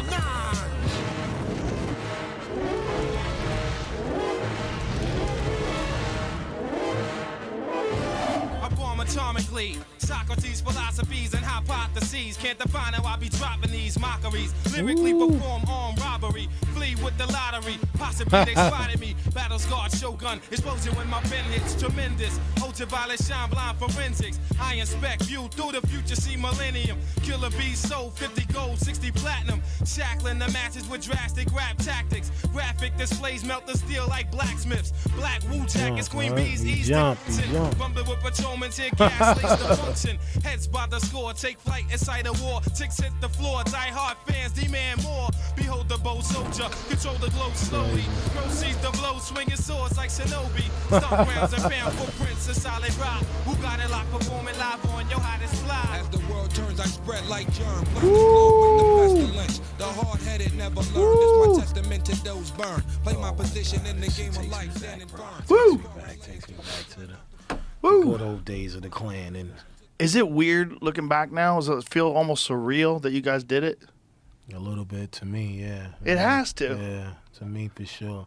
I mean, you know, I always believed in my group, man. I mean, these guys is, like you said, very talented, very talented. Sometimes we don't know our power when we come together, but we might be the only group that stuck together so long, you know, because we all feed off each other every time. So to be able to reflect back when we was in our prime, it was like we still ain't even give our best. It was almost like, okay, yeah, we're going to do it because we have to. Not do it because we're all in a happy vibe, a happy moment. A lot of times we made great things happen out of nothing. You know, under pressure. Might have been turbulence in the room. Might have been an argument that happened that day. But we still managed to come out with something great out of that whole time of that moment. You know, but That's what's incredible is that through Yeah. all the disputes, you guys still stay was together. able. Yeah. That's because there's no way you're gonna have 9 dudes and not have disputes. Exactly. I mean, Especially how many 9 groups? alphas, 9 killers. It's hard, man. It's hard because, you know, everybody has an opinion. And you want to respect everybody's opinion, you know. But it made me think about sports, and it made me think about how coaches and people, you know, outside of the group are so important. See, how we were designed, we huddled up, but we never really had people around us kind of like push the narrative more to show us our true power. So we made a lot of mistakes, you know, of being great, but still handling the business a little bit different from if we would have had some some coaches, some guidance. The problem was back then, no one knew what was going on. Nobody knew because it was so fresh. It was so new. The whole genre had only existed for 6 or 7 years. Right. So it was emerging and it was chaotic and it was so exciting, but there wasn't a lot of experts in how to manage it. Yeah. You know, it's like today, you could a young artist could come to a guy like you and say, hey, what should I do? Help me out. Like what's the path that you think that I should take? Yeah. And you could give them real advice. Where back then, like, who knew? Who knew Wu-Tang was going to work? They would have told you that's not going to work. They would say, you can't get 9 dudes in that's crazy. How are you doing that? Yeah. But it worked. But it worked. It didn't just work. It like accelerated everybody. It like amplified all the voices. That's what was so crazy about it. Is it didn't just work. It worked better than being by yourself. Yeah. I tell people all the time. The Clan. I think we all got better based on us as a collective. 100%. Nobody couldn't have did it by themselves and be great. Iron sharpens iron. That's right. And that's what steel it is. Sharpens steel. That's yeah, right. You guys had so many killers together. There's no way it couldn't be great. That's what's incredible. It's like it's so hard for people to do that. Yeah. That's why it's never been done before, which is amazing. If you think about the history of hip hop, how many artists have come up and not one group has come together and made like they're just like Wu-Tang. Not one.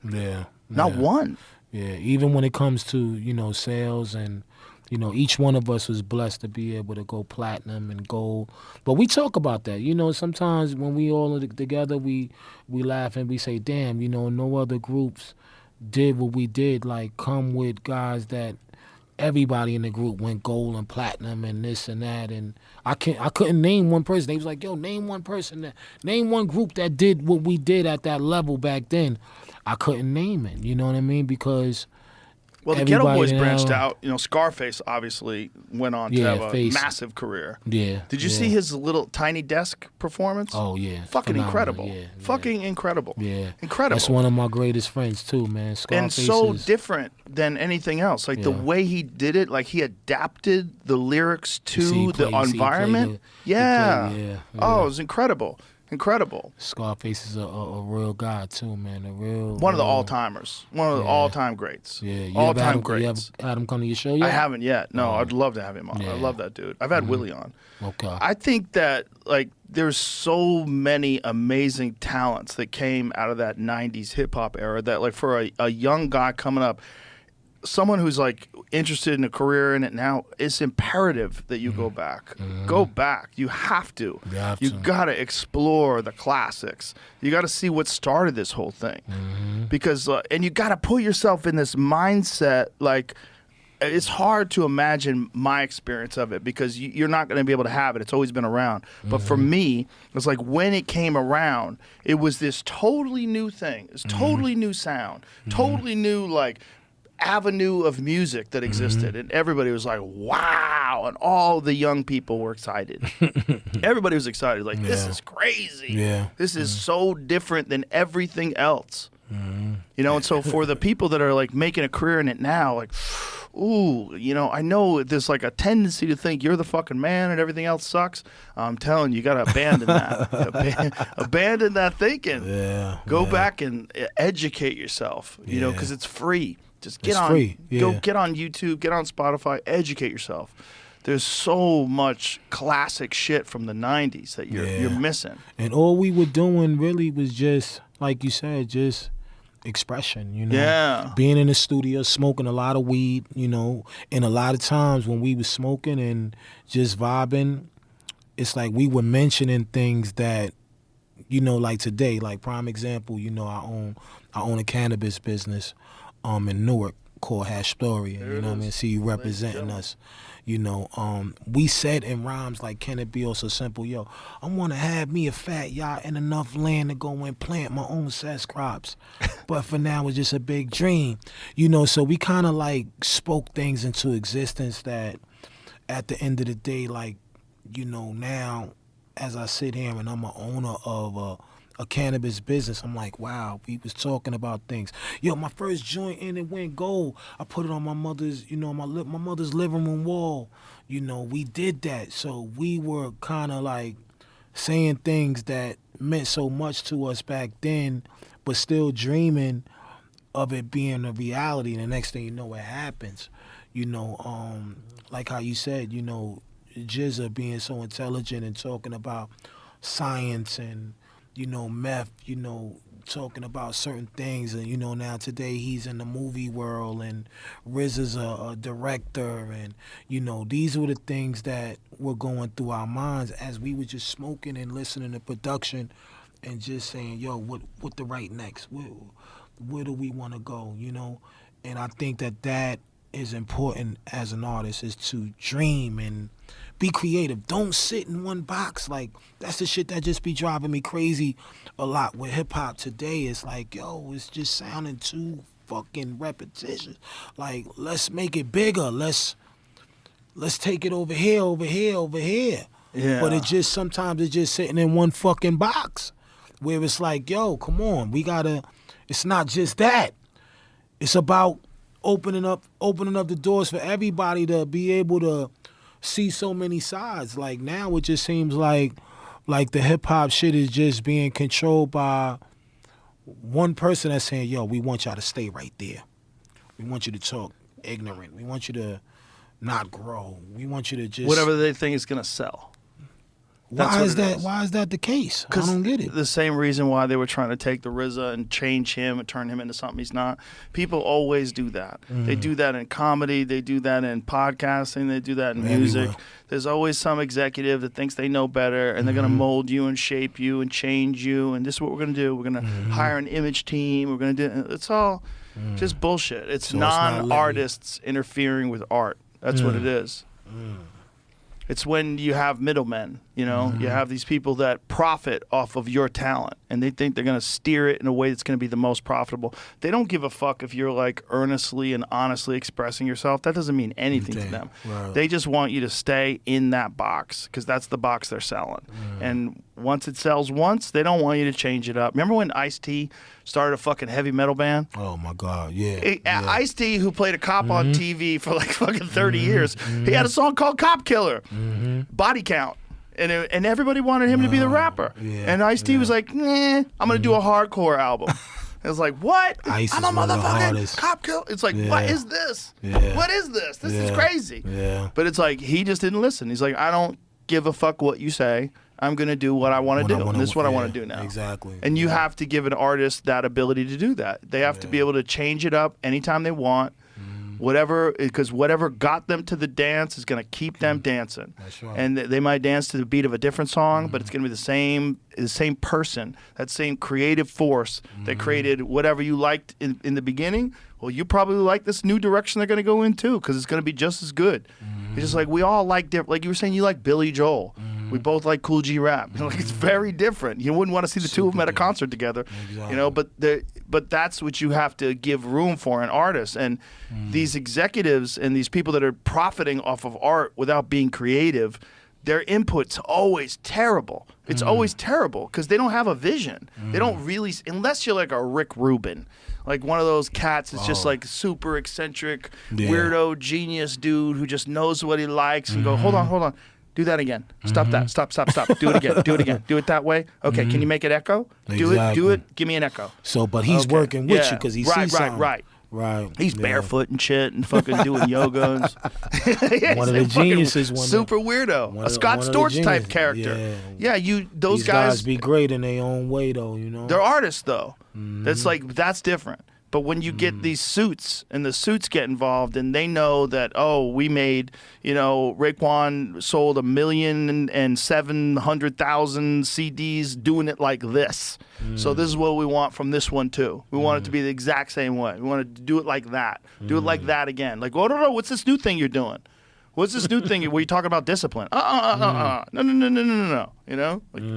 But that's one of the most important things about hip hop too. Is like songs inspire people to change their lives. Like Gangstar's song "Discipline." Like that song inspires you to have discipline. Serious song. It's a great fucking song with great lyrics. Like I said, like yo, the shit became knowledge to us, man. Like, yes. That's what I miss about hip hop is the knowledge factor, you know, raising our kids to be smarter and, you know, not hiding anything from them. Like you said, once you put that warning stick on there, don't look at it. They're gonna look at it anyway. So why not let them see for what it is, and then say, yo, look, you can make these choices, but you go that way, you know what you're getting.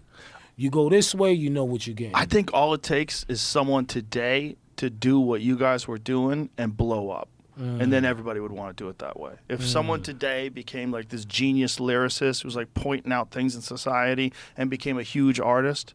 But you think that music is still, you think the radio will play it? I don't think the radio means jack shit anymore. I think what means something now is people sharing it. That's what means something. How do like, they get it out there, though? Someone if it ain't like nobody gonna... put it on Spotify, put it on SoundCloud, put it on YouTube. Someone sees it, someone hears it, you send it to somebody, they send it to 10 people, and then it goes viral. That's what it's all about now. I think it's just be undeniable. Be undeniable. Have some shit where you listen to it and you go, oh! Be confident, yeah. And you have your friends like, you got to listen to this, listen to this, listen to this. Listen to first lines. Yeah. Yeah, listen to that shit. That's my God. That's how we always sold it anyway. Oh, my God. Yeah, come out of the gate with a fucking haymaker. Boom. This is what we do, though. You know? Yeah. See, damn, you talking like how I feel about my album I'm about to drop. When is it coming that out? Way. Well, you know, shit. I just been working on this documentary, right, for the Purple Tape. Let me just be honest with you, take you back. I've been working on, you know, Only Built for Cuban Links is my What's Going On album, my Thriller album that I made 30 years ago. This year, 2025, will be 30 years. So what we done was we went back and decided to do a documentary about it, a real life film. So it's called The Purple Tape Files because, remind you, Only Built for Cuban Links was the name of the album. But being that I came with it as a cassette, everybody started to call this album The Purple Tape. So now, you know, we came back and we decided to do, you know, me and my team from my camp, you know, not this is, you know, the Clan, of course, the Clan, but this is something that was my intellectual property that I said, yo, you know what? Me and my guys sat down, my team sat down and said, yo, you need to do a documentary about this album because you can make 50 albums. People are still going to talk about Only Built for Cuban Links. So I said, damn, you know what? You're right. So what I did was I said, you know what? Let me invest in it and kind of tell a story of what helped us inspire that album, what helped us be a part of the culture, and how it still allows me to still exist today. Like, if you see a lot of these guys today in the game, they still wearing Cuban Link chains. Yeah. You know what I mean? Yeah. So who would ever thought that I'm calling my album Only Built for Cuban Link niggas?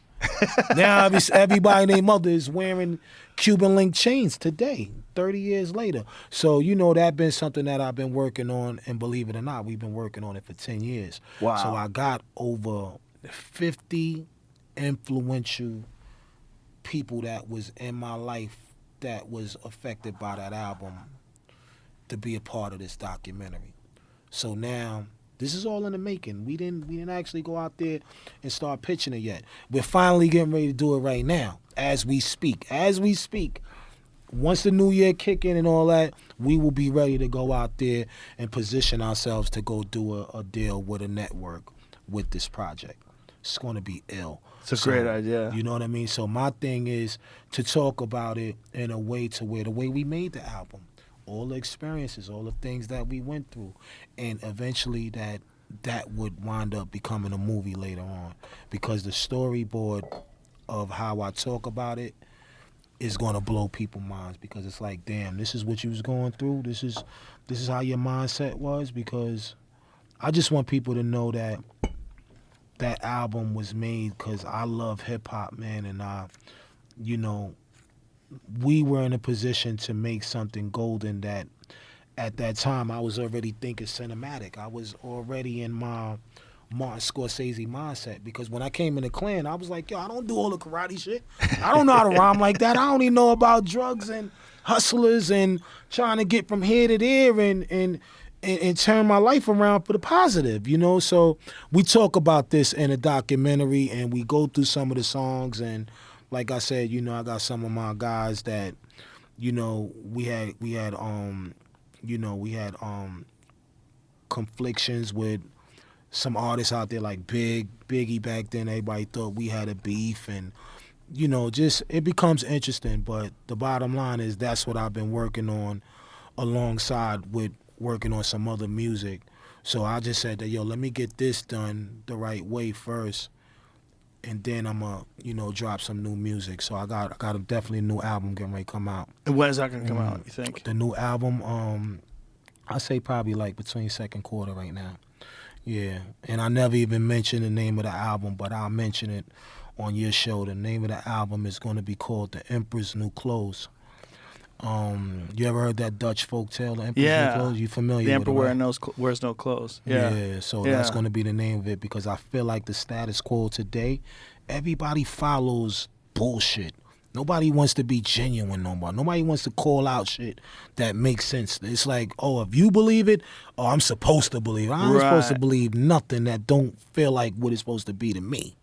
Goes back to like you said, and I'm listening to everything you're saying about you have to do it from this way. Fuck that. Fuck radio. Whatever is going to stop you from being you. You know what I mean? Yes. So this is the same mindset that I'm thinking with my hip hop.